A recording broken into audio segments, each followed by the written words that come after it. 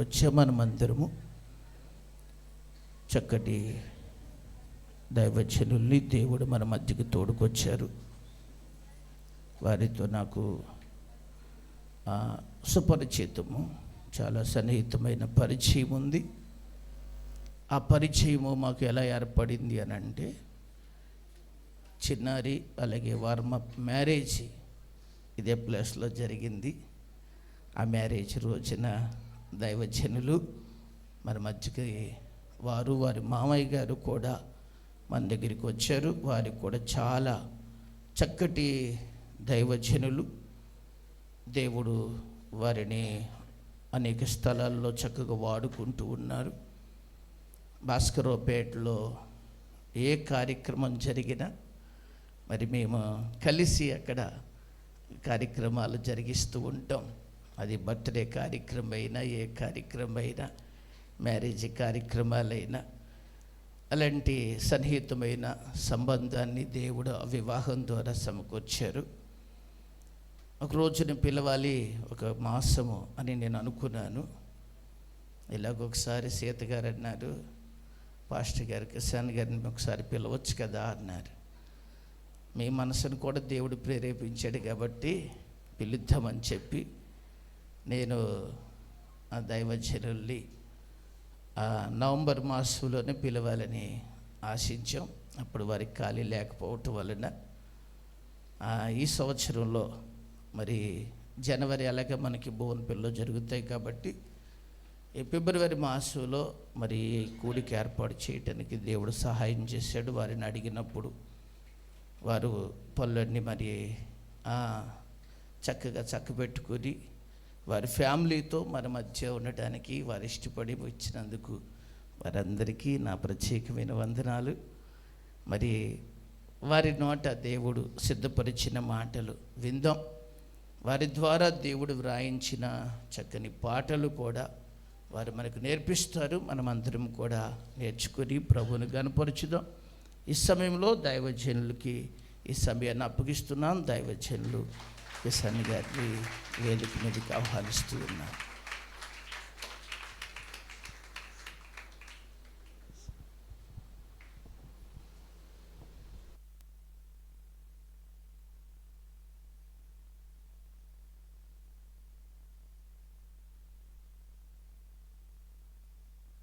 Praise Jesus, హల్లెలూయా.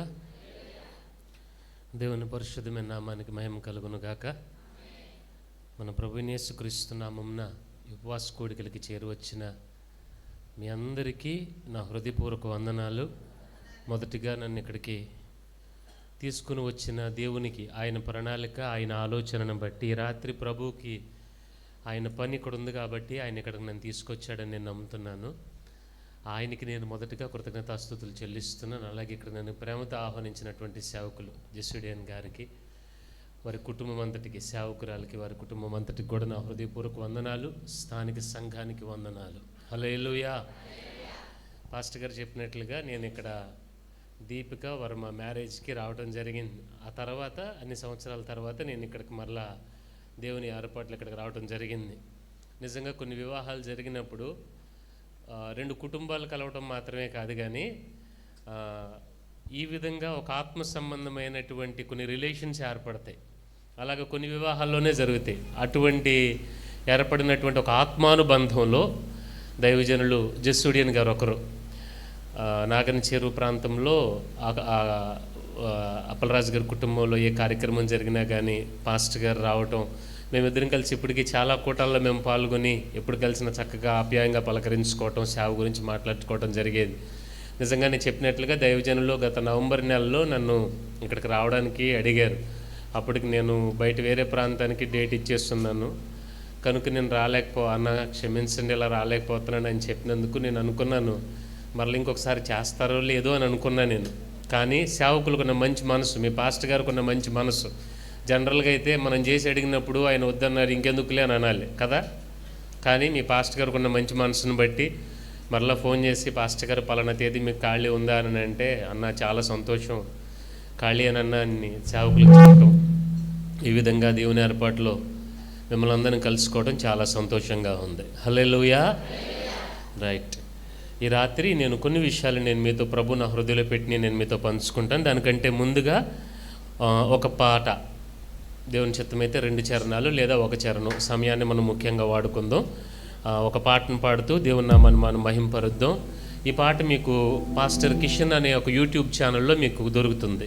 ఏమండి, pastor Kishan అనే YouTube ఛానల్లో నేను రాసినటువంటి పాటలు ఇంచుమించుకు ఒక 6 పాటలు అందులో ఉన్నాయి. మీకు ఒకసారి ఖాళీ ఉన్నప్పుడు వెళ్ళి చూడండి. మీకు నచ్చి మీరు దీవించబడినట్లయితే వాటిని చక్కగా మీరు పాడండి. హల్లెలూయా. కొనియాడేదని నామము యేసయ్యా, ఇది నా భాగ్యము. నాతో కలిసి పాడతారు అందరు కలిసి చప్పట్లు కొడుతూ సంతోషంగా. 1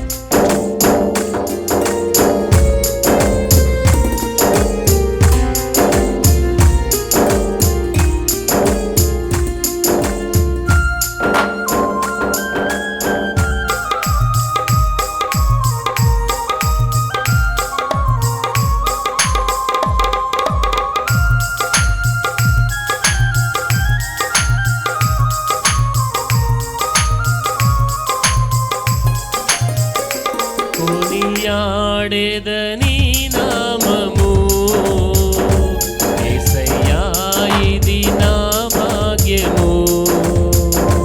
కొనియాడేదని నామము యేసయ్యా, ఇది నా భాగ్యము. సదాకాలము నీ సేవలో, సదాకాలము నీ సేవలో ఆరాధన, స్తుతి కీర్తన, స్తోత్రార్చన నీకేనయ్యా. ఆరాధన, స్తుతి కీర్తన, స్తోత్రార్చన నీకేనయ్యా. కొనియాడేదని నామము యేసయ్యా, ఇది నా భాగ్యము. కొనియాడేదని నామము యేసయ్యా, ఇది నా భాగ్యము.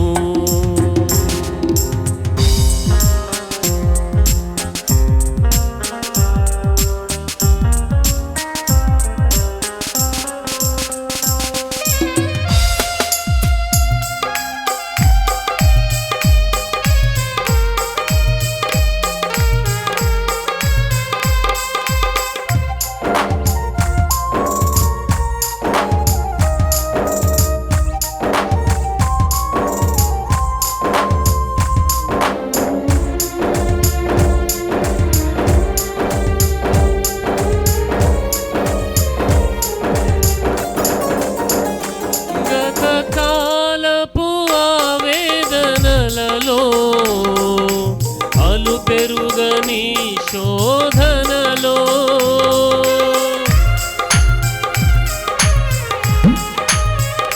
గతకాలపు ఆవేదనలలో, అలు పెరుగని శోధనలో నీ నామమేగా నాకాశ్రయమై నెమ్మది నా కొసగెను.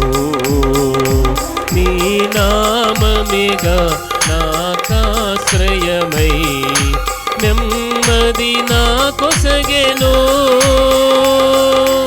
ఆరాధన, స్తుతి కీర్తన, స్తోత్రార్చన నీకేనయ్యా. ఆరాధన, స్తుతి కీర్తన, స్తోత్రార్చన నీకేనయ్యా. కొనియాడేదని నామము యేసయ్యా, ఇది నా భాగ్యము. కొనియాడేదని నామము యేసయ్యా, ఇది నా భాగ్యము. సదాకాలము నీ సేవలో, సదాకాలము నీ సేవలో ఆరాధన, కీర్తన స్తోత్రార్చన నీకేనయ్యా, ఆరాధన స్తుతి కీర్తన స్తోత్రార్చన నీకేనయ్యా, కొనియాడేదని నామము యేసయ్యా ఇది నా భాగ్యము, కొనియాడేదని నామము యేసయ్యా ఇది నా భాగ్యము, యేసయ్యా ఇది నా భాగ్యము, యేసయ్యా ఇది నా భాగ్యము, యేసయ్యా ఇది నా భాగ్యము. హల్లెలూయా. మనకున్న గొప్ప భాగ్యం ఏంటో తెలుసండి. మనకున్నటువంటి ఆస్తుపాస్తులో, అందచందాలో, కులగోత్రాలో, గొప్పతనము ఏది కాదు, కానీ ఆయన నామాన్ని కీర్తించడమే మనకి ఇవ్వబడిన గొప్ప భాగ్యం అది. హల్లెలూయా. రైట్, బాగుందా పాట? రైట్, చక్కగా నేర్చుకునండి, పాడండి.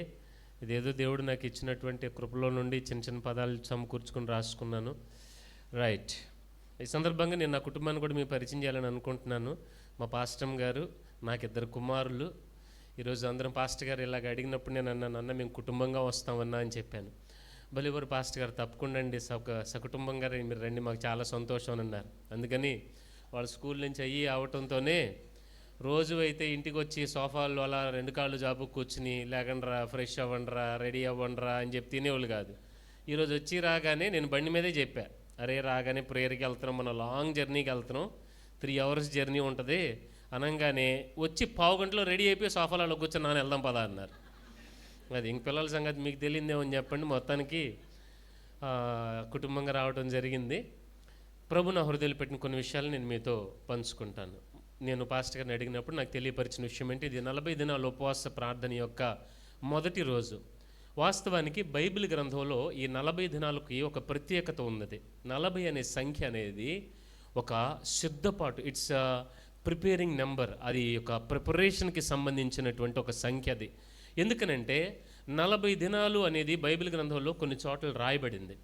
వాస్తవానికి 40 దినాలు మోషే ఏమండి ఆయన సీనాయి పర్వతం మీద ఉన్నప్పుడు దేవుడు ధర్మశాస్త్రాన్ని ఇచ్చాడు. ఆయన ఏమండి సీనాయి పర్వతం మీద ఉన్నప్పుడు ఆయన ఏమిచ్చాడండి? ధర్మశాస్త్రాన్ని ఇచ్చాడు. అంటే ఆయన కట్టడలను ఆయన బోధించాడు. నేను మీకు ఏర్పాటు చేసినటువంటి ఆ వాగ్దాన దేశానికి మీరు చేరడానికి మీకు నా కట్టడలు అనేవి చాలా అవసరమని దేవుడు మోషే గారి ద్వారా 40 దినాల ఆ సీనాయి పర్వతం మీద ఆయన యొక్క ఆజ్ఞలను ఏమండి ధర్మశాస్త్రాన్ని అనేకమైన విషయాలని దేవుడు మోషే గారికి అనుగ్రహించాడు. రెండవదిగా 40 దినాల ప్రయాణం చేసి ఏలియా గారు హోరేబు పర్వతం మీద దేవుణ్ణి కలుసుకున్నాడు. ఏమండి 40 రాత్రింబగళ్ళు ప్రయాణం చేశాడు ఆయన. మీకు అర్థమవుతుంది నేను చెప్పి, నాకు ఇప్పుడు అనిపించింది ఒక 3 గంటలు జర్నీ చేస్తే నాకు ఇప్పుడు తలనొప్పిగా ఉంది.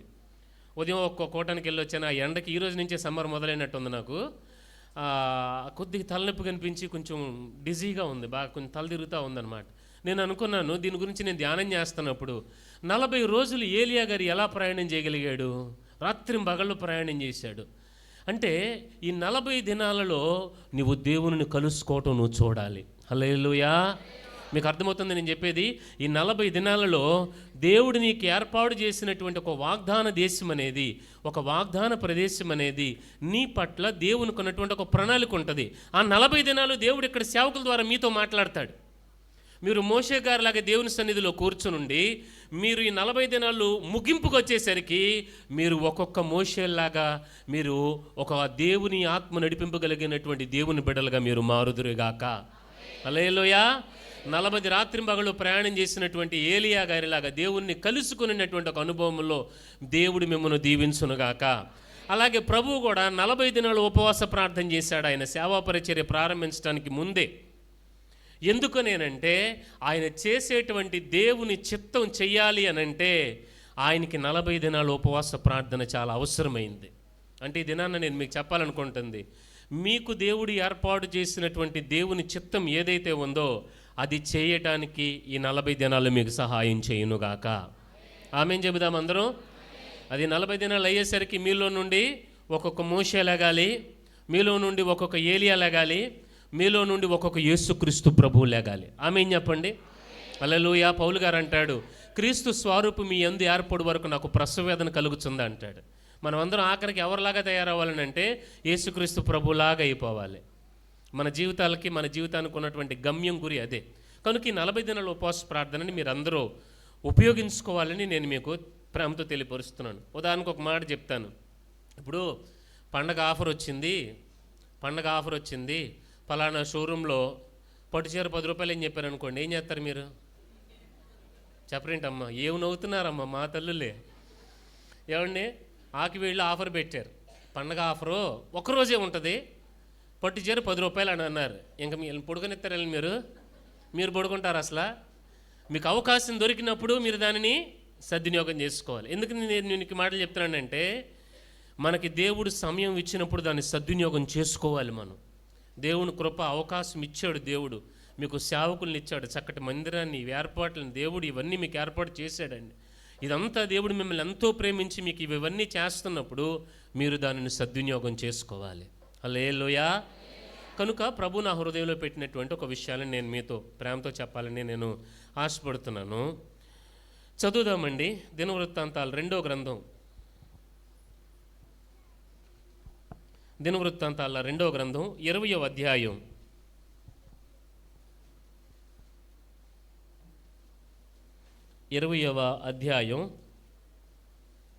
30వ వాక్యం. ఈ ప్రకారము అతని దేవుడు చుట్టూనున్న వారిని జయించి అతనికి నెమ్మది అనుగ్రహింపగా యెహోషాపాతు రాజ్యము నెమ్మళముగా ఉండెను. దేవునికి స్తోత్రం చెల్లిద్దామండి. హల్లెలూయా. ఇక్కడ మనకి యెహోషాపాతు గారని ఒక రాజుగారు మనకి కనబడుతున్నాడు.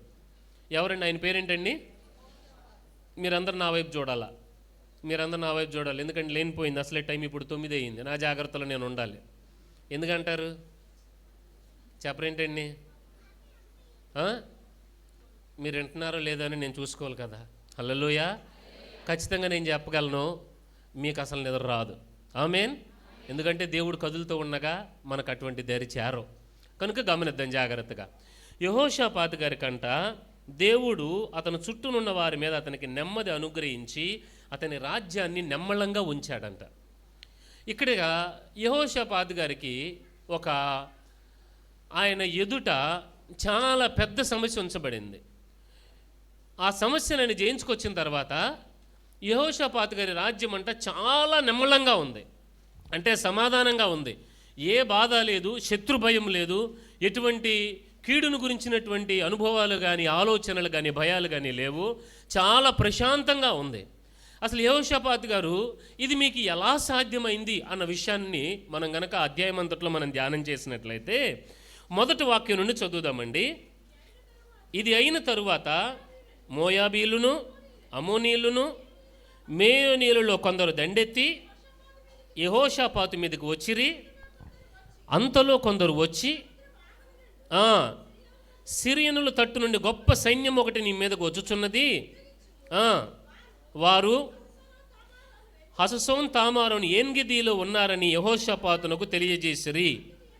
అందుకు యెహోషాపాతు భయపడి యెహోవా యొద్ద విచారించుటకు మనస్సు నిలుపుకొని యూదా ఎంతటా ఉపవాస దినం ఆచరింపవలెనని చాటింపగా. హల్లెలూయా. గమనించండి, ఈ 30వ వాక్యంలో మనం చూస్తేనేమో దేవుడు యెహోషాపాతుకి గొప్ప జయాన్ని ఇచ్చి నెమ్మదినిచ్చి దేవుడు అన్నిటినీ నెమ్మళపరిచాడు. శాంతి సమాధానాలతో యెహోషాపాతు తన రాజ్యమంతటితో ఉన్నాడు అన్న మాట మనకి కనబడుతుంది. మొదటి వాక్యం చూస్తేనేమో యెహోషాపాతు మీదకి 3 రాజులు వచ్చారండి. మోయాబీయులు, మేయోనీయులు, అమోనీయులు, మేయోనీయులలో కొందరు, మొత్తానికి 3 జాతుల ప్రజలు యెహోషాపాతు మీదకి వచ్చారు. వచ్చినప్పుడు యెహోషాపాతు ఏం చేశాడు, ఏం జరిగింది, దేవుడు ఆయనకి జయాన్ని ఎలాగిచ్చాడు, జయం పొందుకోవడానికి యెహోషాపాతు గారు అవలంబించినటువంటి మార్గం ఏంటి అన్న విషయాలని ఈ రాత్రి నేను క్లుప్తంగా మీతో తెలియపరుస్తాను. నేను ఒక దైవజనునిగా, మిమ్మల్ని ప్రేమించినటువంటి వ్యక్తిగా, మీ మీద క్రీస్తు ప్రేమను బట్టి నాకున్న భారాన్ని బట్టి నేను చెప్పే విషయం ఏంటంటే, మనకు ఎదురవుతున్న పరిస్థితులను మనం ఎలా జయించాలో మనకు అర్థం కాదండి. కొన్ని సందర్భాలలో ఈ విధంగా శత్రువు మనకంటే బలమైన వాడిగా మనకు కనబడతాడు, మనకంటే బలమైన వాడిగా. ఇక్కడ యోధా ప్రజలు ఉన్నారండి. యోధా ప్రజలు అంటే వీరు కొద్దిమంది. ఈ కొద్దిమందికి యెహోషాపాతు గారు రాజు. ఈ యోధా జనమంతటి మీదకి మోయాబీలు, మేయోనీయులు, అమ్మోనీయులు 3 రకాల ప్రజలు వచ్చి యుద్ధాన్ని ప్రకటన చేశారు. ఒక వర్తమానం వచ్చింది. ఏమనంటే, ఇదిగో ఫలానా హససోన్ తామారు అని ఏన్గెదీలో వాళ్ళు ఉన్నారు. మనకు అర్థమయ్యే భాషలో చెప్పాలని అంటే, ఇదిగో ఫలానా ఆక్వీడ్లో, ఫలానా ఏరియాలో, ఫలానా గ్రౌండ్లో వాళ్ళు ఉన్నారు అనేటువంటి ఒక వర్తమానం వచ్చింది. వచ్చినప్పుడు యెహోషాపాతు చేసినటువంటి మొట్టమొదటి పని ఏంటో తెలుసండి, అతడు ఉపవాస దినమును చాటించాడు. హల్లెలూయా. అంటే దేవుని బిడ్డలారా గ్రహించండి, ఇదేనా నేను మీకు చెప్పాలనుకున్నటువంటి ఒక విషయం ఏంటంటే, దైవజనుడైన పౌలు గారు ఒక మాట అంటాడు 6:12 ఎఫెసీ పత్రికలో, మనము పోరాడునది శరీరాలతో కాదు కానీ ఆత్మ సంబంధమైన దురాత్మ సమూహాలతో మనం పోరాడుతున్నాం అంటాడు. అంటే మన జీవితంలో మనం ఎదుర్కొనేటువంటి ఒక ఆత్మ సంబంధమైన సమస్య అయినా, ఒక బలహీనత అయినా, ఆర్థికపరమైనదైనా, కుటుంబపరమైనదైనా, ఆరోగ్యపరమైనదైనా, వీటన్నిటిని మనం ఎలా జయించాలో తెలుసండి. ఏమండి, వీటన్నిటిని మనం జయించడానికి ఉన్న ఒకే ఒక్క మార్గం ఏంటంటే, నీవు ఆత్మ సంబంధమైన వ్యక్తిగా నువ్వు పోరాటం నేర్చుకోవాలి. హల్లెలూయా. నువ్వు భౌతికంగా నువ్వు పోరాడితే నీవు వాటిని జయించలేవు. ఎందుకనంటే అవన్నీ ఆత్మ సంబంధమైన సమస్యలు. అది అనారోగ్యమైన ఏదైనా కానివ్వండి, వాటన్నిటికీ విరుగుడు ఏంటంటే నీవు ఆత్మ సంబంధమైన పోరాటాన్ని నువ్వు నేర్చుకోవాలి. యెహోషాపాతు గారి మీద కూడా ఒక యుద్ధం అనేది వచ్చింది. ఆయనకి మించిన బలము గలవారు ఆయన మీద యుద్ధం ప్రకటన చేశారు. యెహోషాపాతు గారు ఏం చేశారో తెలుసండి. మనమైతే ఏం చేస్తాం, సాధారణంగా ఇంక ఏడవటం మొదలు పెడతారు. నాకెందుకు వచ్చినాయి ఈ కష్టాలు, నేనెవరికి కీడు చేశాను, నేనెవరిని నేను చెడగొట్టలేదే, నేనే ఎందుకు బాధపడుతున్నాను, కష్టాలన్నీ నాకు వచ్చినాయి ఏంటి, నా జీవితం ఏంటి ఎలాగైపోయింది అని ఏడుస్తూ కూర్చోలేదు. తనేం చేశాడో తెలుసండి, పదండి ఉపవాస ప్రార్థన చేద్దామని చెప్పి వారందరూ కలిసి ఉపవాసం చేయటం మొదలుపెట్టారు. హల్లెలూయా. శత్రువు నీకంటే బలవంతుడైనప్పుడు నీ శత్రువు కంటే బలవంతుడైన వారిని నువ్వు ఆశ్రయించాలి. హల్లెలూయా. గ్రహిస్తున్నారా నేను చెప్పే మాటని? ఏమండి, కొన్నిసార్లు కొన్ని సందర్భాల్లో పరిస్థితులు మన తలకి మించినవిగా ఉంటాయి. ఇది మనం చేయలేము, ఇది మన వల్ల కాదు. ఉన్న నిజం మనం ఒప్పుకోవాల్సిన విషయం ఏంటంటే, ప్రయత్నం చేసి చెప్పులు అరిగి బాధలు పడి ఏమండి అన్ని రకాలుగా పోవాల్సిన నష్టమంతా పోయి ఏం చేయాలా అనేటువంటి తెలియని పరిస్థితులు ఇదిన చాలామంది ఉన్నారు. కానీ ఈ రాత్రి ప్రభు మీకు ఇస్తున్నటువంటి ఒక సందేశం ఏంటంటే, నీ శత్రువు ఎంత పెద్దోడో అనేది కాదు నీకు రావాల్సిన ఆలోచన, నీ ప్రభువు ఎంత గొప్పోడు అనేటువంటి ఆలోచన నీకు రావాలి. హల్లెలూయా. వీళ్ళు ఉన్నది కొద్దిపాటి జనం, అవతలు చూస్తే 3 రాజ్యాల సైన్యం. అసలు ఎలా జయించాలి, ఏం చేయాలో తెలియని పరిస్థితుల్లో యెహోషాపాతులో నుండి వచ్చినటువంటి ఒక ఆలోచన అంటే తెలుసా, పదండి మనం ఉపవాస ప్రార్థన చేద్దాం. దేవునికి స్తోత్రం చెబుదామా? నేను కోరుకుంటుంది 40 దినాల ఉపవాస ప్రార్థనలో ఉపవాస ప్రార్థన ముగించేసరికి నిశ్చయముగా దేవుని కార్యములు మీరు చూచుదురుగాక. హల్లెలూయా. సో మొత్తానికి ఈ మోయాబీలు, మేయోనీలు, అమ్మోనీయులు ఈ 3 రకాల ప్రజలు యెహోషాపాతు మీదకి యుద్ధానికి వచ్చారు. యుద్ధానికి వచ్చినప్పుడు ఏం జరిగిందన్న విషయాన్ని మనం ధ్యానం చేసినట్లయితే అక్కడ గమనించండి, చూడండి. అందుకు యెహోషాపాతు భయపడి 3వ వాక్యంలో, యెహోవా యొద్ద విచారించుటకు మనసు నిలుపుకొని యూదా ఎంతటి ఉపవాస దినమును చాటింపగా యూదా వారు యెహోవా వలని సహాయమును వేడుకొనుటకై కూడుకొనిరి. ఏమండి, యెహోవా యొద్ద విచారించుటకు యూదా పట్టణములన్నిటిలో నుండి జనులు వచ్చిరి. దేవునికి స్తోత్రం చెబుదామండి. ఎక్కడెక్కడి నుంచి వచ్చారండి వీళ్ళందరూ? యూదా పట్టణాలన్నిటిలో నుండి వచ్చారంట. యూదా అనేది ఒక రాజ్యం. ఆ ఊళ్ళో కూడుకోవడం కాదండి, ఎక్కడెక్కడోళ్ళో వచ్చి అక్కడ ఉపవాస ప్రార్థన చేశారు. అంటే నేను మీకు చెప్పాలనుకున్నట్టు ఒక విషయం ఏంటంటే, మన పరిస్థితులు మనం ఏ విధంగా కొనసాగుతున్నా మనం అందరం దృష్టించవలసింది ఏంటంటే, పదండి మనకు ఉపవాస ప్రార్థనలు జరుగుతున్నాయి, ఉపవాస ప్రార్థనలు మనం మన దేవుని సన్నిధిలో ఆయన వేడుకుందన్నటువంటి ఒక మనస్సు మీ హృదయాలలో పుట్టాలి. హల్లెలూయా. క్రైస్తవుడు అంటే ఎలా ఉండాలో తెలుసండి. పోయిన ఆదివారం నేను మా సంఘంలో ఒక మాట చెప్పాను. ఏమనంటే, ఇప్పుడు సాధారణంగా ఇప్పుడు మనకి ఏదైనా సమస్య వచ్చిందనుకోండి, వెంటనే మనకు వచ్చేటువంటి ఒక ఆలోచన ఏంటంటే, ఆ సమస్యని ఎలా తీర్చాలా అనేటువంటి ఒక ఆలోచన మనకు వస్తుంది. అవునంటారా కాదంటారా? ఇప్పుడు ఉదాహరణకు ఒక మాట చెప్తాను. పిల్లలు ఫీజు కట్టాలి అనేటువంటి ఒక ఆలోచన వచ్చిందనుకోండి, వెంటనే ఏమొస్తుంది మనకు ఆలోచన? మన దగ్గర ఎంత ఉన్నాయి, అవునా కాదా? చెప్పరేంటి? మన దగ్గర ఎంత ఉన్నాయి, ఇప్పుడు సరిపడాలు ఇవ్వంటే మిగతాది ఎక్కడి నుంచి వస్తాయి? అవునంటారా కాదంట? ఎలాగ మిగతా అమౌంట్ని తీసుకురాని ఆలోచన వస్తుంది కదా. కానీ క్రైస్తవులైన మనకి, దేవుని నమ్ముకున్న మనకి ఏం రావాలో తెలుసండి. పిల్లలు ఫీజులు కట్టాలో నాకు ఆలోచన మీ మనసులో వచ్చిందనుకోండి, పద ప్రార్థన చేద్దాం అని అన్నాను. హల్లెలూయా. మీకు అర్థమవుతుందా? ఏ సమస్య అయినా రానివ్వండి, ఏదైనా కానివ్వండి, మీ దగ్గరికి ఏదైనా ఒక వర్తమానం వచ్చిందనుకోండి, మీరు మొదట చేయాల్సిన పని ఏంటో తెలుసా? పదండి ప్రార్థన చేద్దాం. నేను అంటాను, పోయిన ఆదివారం నేను సంఘంలో చెప్పాను, తాస్పంలాగా రియాక్ట్ అవ్వాలి మనం. ఏంటండి? తాస్పం కనుక ఎవరన్నా పట్టుకుని ఇలా తోకలాగారనుకోండి, ఆగుద్దా? వెనక్కి తిరిగి నిదానంగా స్లో మోషన్లో ఏమైనా తిరుగుద్దా? ఏం చేస్తుంది? ఒక రెప్ప పాటలో పడకపోయి ఎవరు నువ్వు నన్ను పట్టుకుని అంటుంది, అవునా కదా? అలాగా క్రైస్తవుడు మనసు ఎలా ఉండాలో తెలుసండి. తనకి సమస్య వచ్చినా, ఏ పరిస్థితి ఎదురైనా కానీ మొట్టమొదట తనలో నుండి ఒక ఒక ఒక ఆలోచన రావాలి. ఏంటంటే, నేను నా దేవునికి ప్రార్థన చేస్తా, నేను నా దేవుని సన్నిధిలో ఉంటా, మాకు ఉపవాస ప్రార్థనలు జరుగుతున్నాయి, నేను సంఘానికి వెళ్ళి ప్రార్థన చేస్తానటువంటి ఆలోచన నీ మనస్సులో నీకు పుట్టాలి. హల్లెలూయా. ఈ విధంగా వీళ్ళు ఉపవాస ప్రార్థన స్టార్ట్ చేశారు. ఉపవాస ప్రార్థన స్టార్ట్ చేస్తే ముగింపు ఏం జరిగిందో చెప్పమంటారా? ముగింపు ఏం జరిగిందో చూద్దాం ఒకసారి మనం. ఏమండి, ముగింపు ఏం జరిగిందంటే 24వ వాక్యం చదవండమ్మా. యూదావారు అరణ్యమందున్న కాపురుల దుర్గము వచ్చి సైన్యము తట్టు చూడగా వారు శవములై నేలపడి ఉండిరి, ఒకడును తప్పించుకోనలేదు. ఆమె ఏం చెప్పండి? ఎంతమంది తప్పించుకోలేదండి? ఒక్కడు కూడా తప్పించుకోలేదంట. అందుకని నేను అంటాను, ఈ 40 దినాలను మీరు మానక, ఒక్కరోజు కూడా మానకూడదు. మళ్ళీ లేనిపోయింది. ఏమండి? మానక ఈ 40 దినాలు దేవుని సన్నిధిలో ఉండి మీరు ఉపవాసం చేసి చూడండి. నేను ఖచ్చితంగా చెప్పగలను, ఒక్క శత్రువు కూడా మీ దగ్గర నుంచి తప్పించుకోలేడు. హల్లెలూయా. అది ఏ అనారోగ్యమైనా, ఏ ఆర్థిక దరిద్రత అయినా, ఏ కుటుంబ సమస్య అయినా, ఏ కోర్టు సమస్య అయినా, ఏ ఆత్మ సంబంధమైన బలహీనత. ఇంకొక మాట చెప్తున్నాను వినండి. మా చర్చిలో ఒక అన్న ఉండేవాడు. ఆ అన్నకి కొన్ని బలహీనతలు ఉన్నాయి. ఆ అన్న అనేవాడు, పాస్టర్ గారు నేను ఈ అలవాటు మానేసిన తర్వాత చర్చికి వస్తాను పాస్టర్ గారు అనేవాడు. ఏంటండి? నేను ఈ అలవాటు మానేసిన తర్వాత వస్తాను పాస్టర్. నేను అనేవాడిని, అన్న మానేసిన తర్వాత రావటం అనేది జరగని పని. నీ ఎంతటి నువ్వు మానగలిగితే ఇంకా దేవుడు దేనికి? నేను అన్నాను, నువ్వు సంఘానికి, మందిరానికి వస్తూ ఉండు, అది ఆటోమేటిక్గా నీ జీవితంలో నుండి తొలగించబడుతుంది. అది హల్లెలూయా. అందుకని నేను అంటాను, నీ ఆత్మ సంబంధమైన బలహీనత అయినా, అది చెప్పుకునేదైనా చెప్పుకోలేనిదైనా, నేను అంటాను, ఈ 40 దినాలు నువ్వు దేవుని సన్నిధిలో ఉండి అలాగ నువ్వు దేవుని సన్నిధిలో నువ్వు ప్రార్థన చేస్తా ఉండి చాలు. 40 దినాలు ముగించేసరికి ఏం జరుగుతుందో తెలుసండి? శత్రువు ఒక్కడు కూడా తప్పించుకోలేడు. ఆమేన్ చెప్పండి.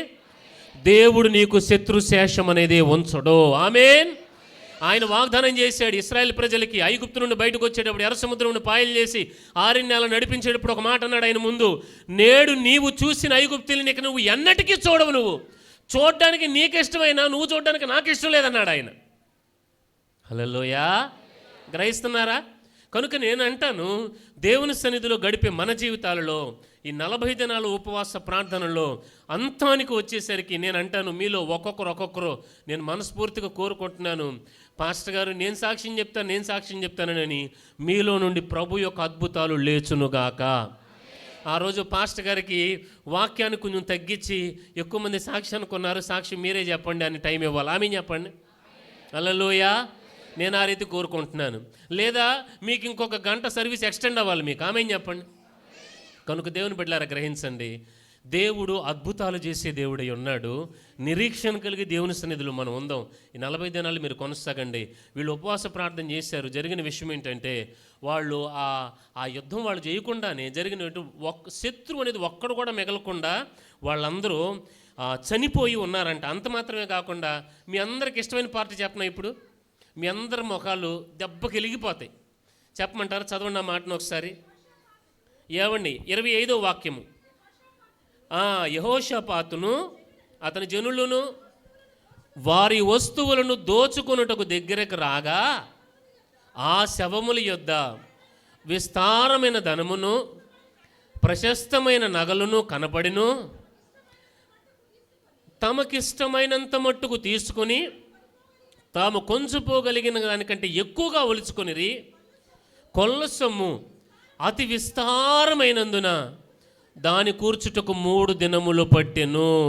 4వ దినమున వారు బెరాకా లోయలో కూడిరి. దేవునికి స్తోత్రం చెల్లిద్దామండి. అక్కడ వారు యెహోవాకు కృతజ్ఞతాస్తుతులు చెల్లించినందున నేటి వరకు ఆ చోటికి బెరాకా అని పేరు. ఈలాగున యెహోవా వారి శత్రువుల మీద వారికి జయం అనుగ్రహించి వారిని సంతోషపరిచిన గనుక యెరూషలేము ఉత్సవములో మరలవలెనని యెరూషలేము వారును వారందరి ముందు యెహోషాపాతు సాగి వెళ్ళిరి. హల్లెలూయా. అక్కడ జరిగినటువంటి ఒక మహాద్భుతం ఏంటంటే, వీళ్ళు వెళ్ళారంటే యుద్ధం చేద్దామని. వెళ్ళేసరికి శత్రువు ఒకళ్ళొకళ్ళు పొడుచుకుని వీళ్ళు ఏమీ చేయలేదు. ఏంటండి? వీళ్ళు ఏమీ చేయకుండానే వాళ్ళల్లో ఒకళ్ళొకళ్ళు పొడుచుకుని వాళ్ళలో గలిబిలి కలిగి వీళ్ళు వెళ్ళేసరికి ఒక్కడు కూడా మిగలకుండా అందరూ శవాలైపడున్నారంట. దేవునికి స్తోత్రం చెబుదామా? ఎంత మట్టుకు జరిగితే ఒక ఎత్తు. తర్వాత జరిగిన విషయం ఏంటంటే, వీరు వెళ్ళి ఆ బంగారాన్ని వాళ్ళు వలవటం మొదలు పెడితే 3 రోజులు పట్టిందంట. ఎన్ని రోజులు పట్టిందండి? కొల్ల సొమ్ము అతి విస్తారమైనందున వారు ఒలిచి ఇక్కడ ఒక్కొక్క మనిషి ఎంత బరువు మోస్తారండి? ఒక్కొక్క మనిషి ఎంత మోస్తారు? మహా అయితే 25 కిలోలు. ఒక్కొక్కడు 25 కిలోల బంగారం ఒలిచి ఇంకా వారి వల్ల కాక కొంత వదులు కూడా పెట్టేశారంట వాళ్ళు. హల్లెలూయా. వాళ్ళు 4వ రోజున బెరాకాలో కూడుకుని కృతజ్ఞత కూటం పెట్టుకున్నారు. నేను మనస్ఫూర్తిగా కోరుకుంటున్నాను, ఈ 40 దినాల తర్వాత మీ అందరి ఇళ్లలో కృతజ్ఞత కూటాలు జరుగునుగాక. ఆ రీతిగా దేవుని అద్భుతాలు, దేవుని కార్యాలు, దేవుని వాక్యము మీ సేవకుల ద్వారా అనేకులకు వెళ్ళునుగాక. దేవుని పని మీ ద్వారా జరుగునుగాక. హల్లెలూయా. గమనించండి, ఇక్కడ వీళ్ళు చేసిన ఉపవాస ప్రార్థన యొక్క ప్రతిఫలం అనేది ఎంత విస్తారంగా ఉంది అనంటే, శత్రువు యుద్ధానికి బంగారాన్ని వేసుకొచ్చాడంట. వాస్తవం చెప్పండి, యుద్ధానికి వెళ్ళేటప్పుడు ఏం తీసుకెళ్తారు? చెప్పరేంటండి? యుద్ధానికి వెళ్ళేటప్పుడు ఏం తీసుకెళ్తారు చెప్పండి? చెప్పరేంటన్నా? ఏమ్మా ఏం తీసుకెళ్తారు యుద్ధానికి వెళ్ళేటప్పుడు?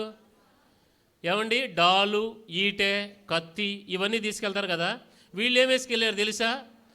అది ఫంక్షన్కి మనం బయలుదేరుతాం చూసారా? ఫంక్షన్లకి హారాలు, ఏమండి మెడలో గొలుసులు, చెవులకి, కాళ్ళకి. యుద్ధానికి వెళ్ళేవాడు వెళ్తాడండి. ఇప్పుడు ఎవరు ఏ పని మీద వెళ్తే ఆయుధం తీసుకెళ్తాడు. ఇప్పుడు టాపీ మేస్త్రి వెళ్తాడు అనుకోండి, ఏం తీసుకెళ్తాడు? కీబోర్డ్ తీసుకెళ్తాడా? చెప్పరేంటండి? ఏమండి ఏం తీసుకెళ్తాడు? టాపీ తీసుకెళ్తాడు. ఎలక్ట్రీషియన్ వెళ్ళేటప్పుడు కటింగ్ ప్లేయరు, టెస్టరు, టేప్ అయి తీసుకెళ్తాడు. అవునా కాదా? ఎలక్ట్రీషియన్ టాపీ తీసుకెళ్ళడుగా. ఇప్పుడు యుద్ధంకి వచ్చేవాడు కత్తి, కర్ర తీసుకెళ్ళాలి కదండి. వాళ్ళు బంగారం తీసుకెళ్ళారు. నేను అంటాను, ఎందుకయ్యా నువ్వు బంగారం వేసుకెళ్తున్నావు అంటే, వాళ్ళు అనుకుంటున్నారు ఎందుకో ఈరోజు బంగారం వేసుకెళ్తుంది అనుకోండి. కానీ దాని వెనుకున్న విషయం ఏంటో తెలుసా? అక్కడ యూదావారు ఉపవాస ప్రార్థన చేస్తున్నారు. ఆ ఉపవాస ప్రార్థన యొక్క ప్రతిఫలము శత్రువు మరణించడం మాత్రమే కాదండి, నువ్వు అనుకున్న కార్యం జరగటం మాత్రమే కాదు, అంతకంటే శ్రేష్టమైనది నీ జీవితంలో జరుగునుగాక. ఏమంటే 5 రొట్లు 2 చేపలని విరిచి వడ్డించిన తర్వాత అమ్మయ్య బొటాబొట్టికి సరిపోయి నీళ్ళే అని అనుకోలా. వారు తిని తిని తిని తిని తిని తిని తృప్తి పొందిన తర్వాత 12 గంపలు మిగిలినాయి అంట. నేను అంటాను, నీ జీవితంలో, నీ వ్యాపారంలో, నీ వ్యక్తిగతమైనటువంటి విషయాల్లో నీకు సరిపడా కాదు, నువ్వు కోరుకున్న దానికంటే అధికంగా చేయగలిగిన దేవుడు ఆయన. నువ్వు అడుగు వాటి కంటేను, ఊహించు వాటి కంటేను ఆయన అత్యధికంగా చేయగలిగిన దేవుడు. కనుక దేవుని బిడ్డలారా గ్రహించండి, శత్రువు ఒకళ్ళొకళ్ళు పొడుచుకుని చనిపోవడం మాత్రమే కాదు, కానీ విస్తారమైన బంగారం ఒలుచుకుని వాళ్ళు మోయగలిగిన దానికంటే కొంత ట్రై చేశారు, అవ్వలేదు. కానీ వాళ్ళు ఏం చేశారనంటే, ఆ బెరాకా లోయలోనే వాళ్ళు కృతజ్ఞత కూటం కూడా ఏర్పాటు చేసుకున్నారంట. అక్కడ వాళ్ళందరూ పాడుకున్నారు, దేవునికి స్తోత్రము గానము చేయుటయే మంచిది, మనమందరము స్తుతి గానము చేయుటయే మంచిది. హల్లెలూయా. చక్కగా పాడారు.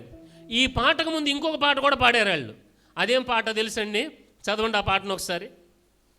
ఆ పాటను ఏంటో మీకు చూపిస్తాను ఒకసారి, నేను చదువుదామండి ఆ మాటను. మనం జాగ్రత్తగా మనం చదవండి. నెంబర్ చెప్పండి అమ్మా నాకు ఒకసారి. ఏవండి 15వ వాక్యం అండి.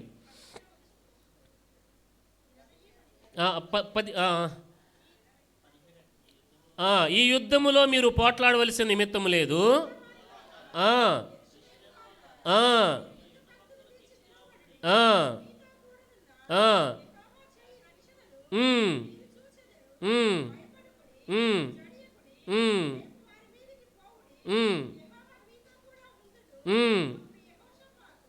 చాలా. ఇక 15వ వాక్యంలో కూడా మీరు గమనిస్తే, యెరూషలేము కాపురస్తులారా గమనించండి, యూదావారులారా యెరూషలేము కాపురస్తులారా, యెహోషాపాతు రాజు మీరందరూ ఆలకించుడి, యెహోవా సెలవిచ్చింది, ఈ గొప్ప సైన్యమునకు మీరు భయపడకుడి, జడియకుడి, ఈ యుద్ధము మీరు కాదు దేవుడే జరిగించును. హల్లెలూయా. అప్పుడేం పాట పాడారో తెలుసండి? ముందు ఏం పాట పాడారు మీరు చెప్పండి. ఇప్పుడు మీకు స్ట్రైక్ అయ్యి ఉండాలి. అది ఏం పాట? అది ఏమ్మా?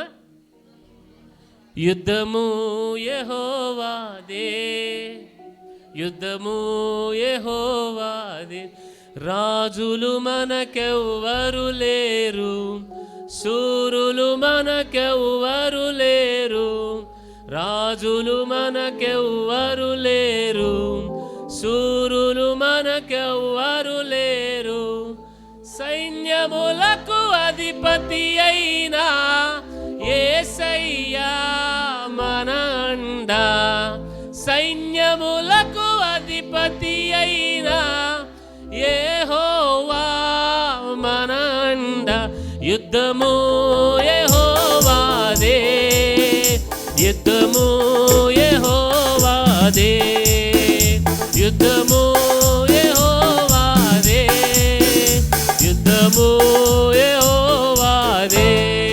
హల్లెలూయా. యుద్ధం ఎవరిదంటండి? ముందు ఈ పాట పాడారు, ఆ తర్వాత ఏం పాట పాడారు? దేవునికి కృతజ్ఞతాస్తుతులు చెల్లించటే మంచిది అని చెప్పి సంతోషంగా పాటలు పాడారు. మొత్తానికి వీళ్ళు ఈ పాటలు పాడడానికి ముందుగా ఈ అధ్యాయం అంతా నేను మీకు చెప్పాలని అనుకుంటున్నాను. అందులో ప్రభు నా హృదయంలో పెట్టినటువంటి ముఖ్య విషయాలు నేను మీకు చెప్పాలనుకుంటున్నాను. అదేంటంటే, వారు ఉపవాస ప్రార్థన చేశారు. ఏం చేశారండి? ఉపవాస ప్రార్థన చేశారు. ఉపవాస ప్రార్థన చేయటం ఒక ఎత్తు అయితే, కలిసి ఉపవాస ప్రార్థన చేయటం ప్రాముఖ్యం. హల్లెలూయా. మీకు అర్థమవుతుంది నేను చెప్పేది? నేను మీకు చెప్పాలనుకున్న విషయం చదువుదామండి ఒకసారి. 20వ అధ్యాయం 3-4 వాక్యాలు చదవండి అమ్మా.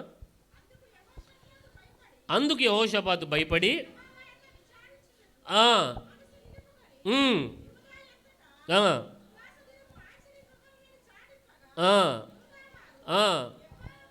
యూదావారు యెహోవా వలని సహాయమును వేడుకొనుటకై కూడుకొనిరి. ఆమేన్ చెప్పండి గట్టిగా. హల్లెలూయా. ఈ 40 దినాలు నేను ఏం జరగాలని కోరుకుంటున్నాను తెలుసండి? ఏదో కాసేపు ఉపవాస ప్రార్థన చేసాం, కడుపు కట్టేసుకున్నాం, ఆకలేస్తుంది, మొత్తానికి ఏదో తిప్పలు పడతాం, మనం ఉపవాస ప్రార్థన చేసాం కాదు ఇక్కడ పాయింట్. సహవాసములో ఉపవాసము చేయాలి. ఆమేన్ చెప్పండి గట్టిగా. నీ ఉపవాసంలో ఏముండాలండి? గట్టిగా చెప్పాలి మీరు గట్టిగా. ఉపవాసంలో ఏముండాలండి?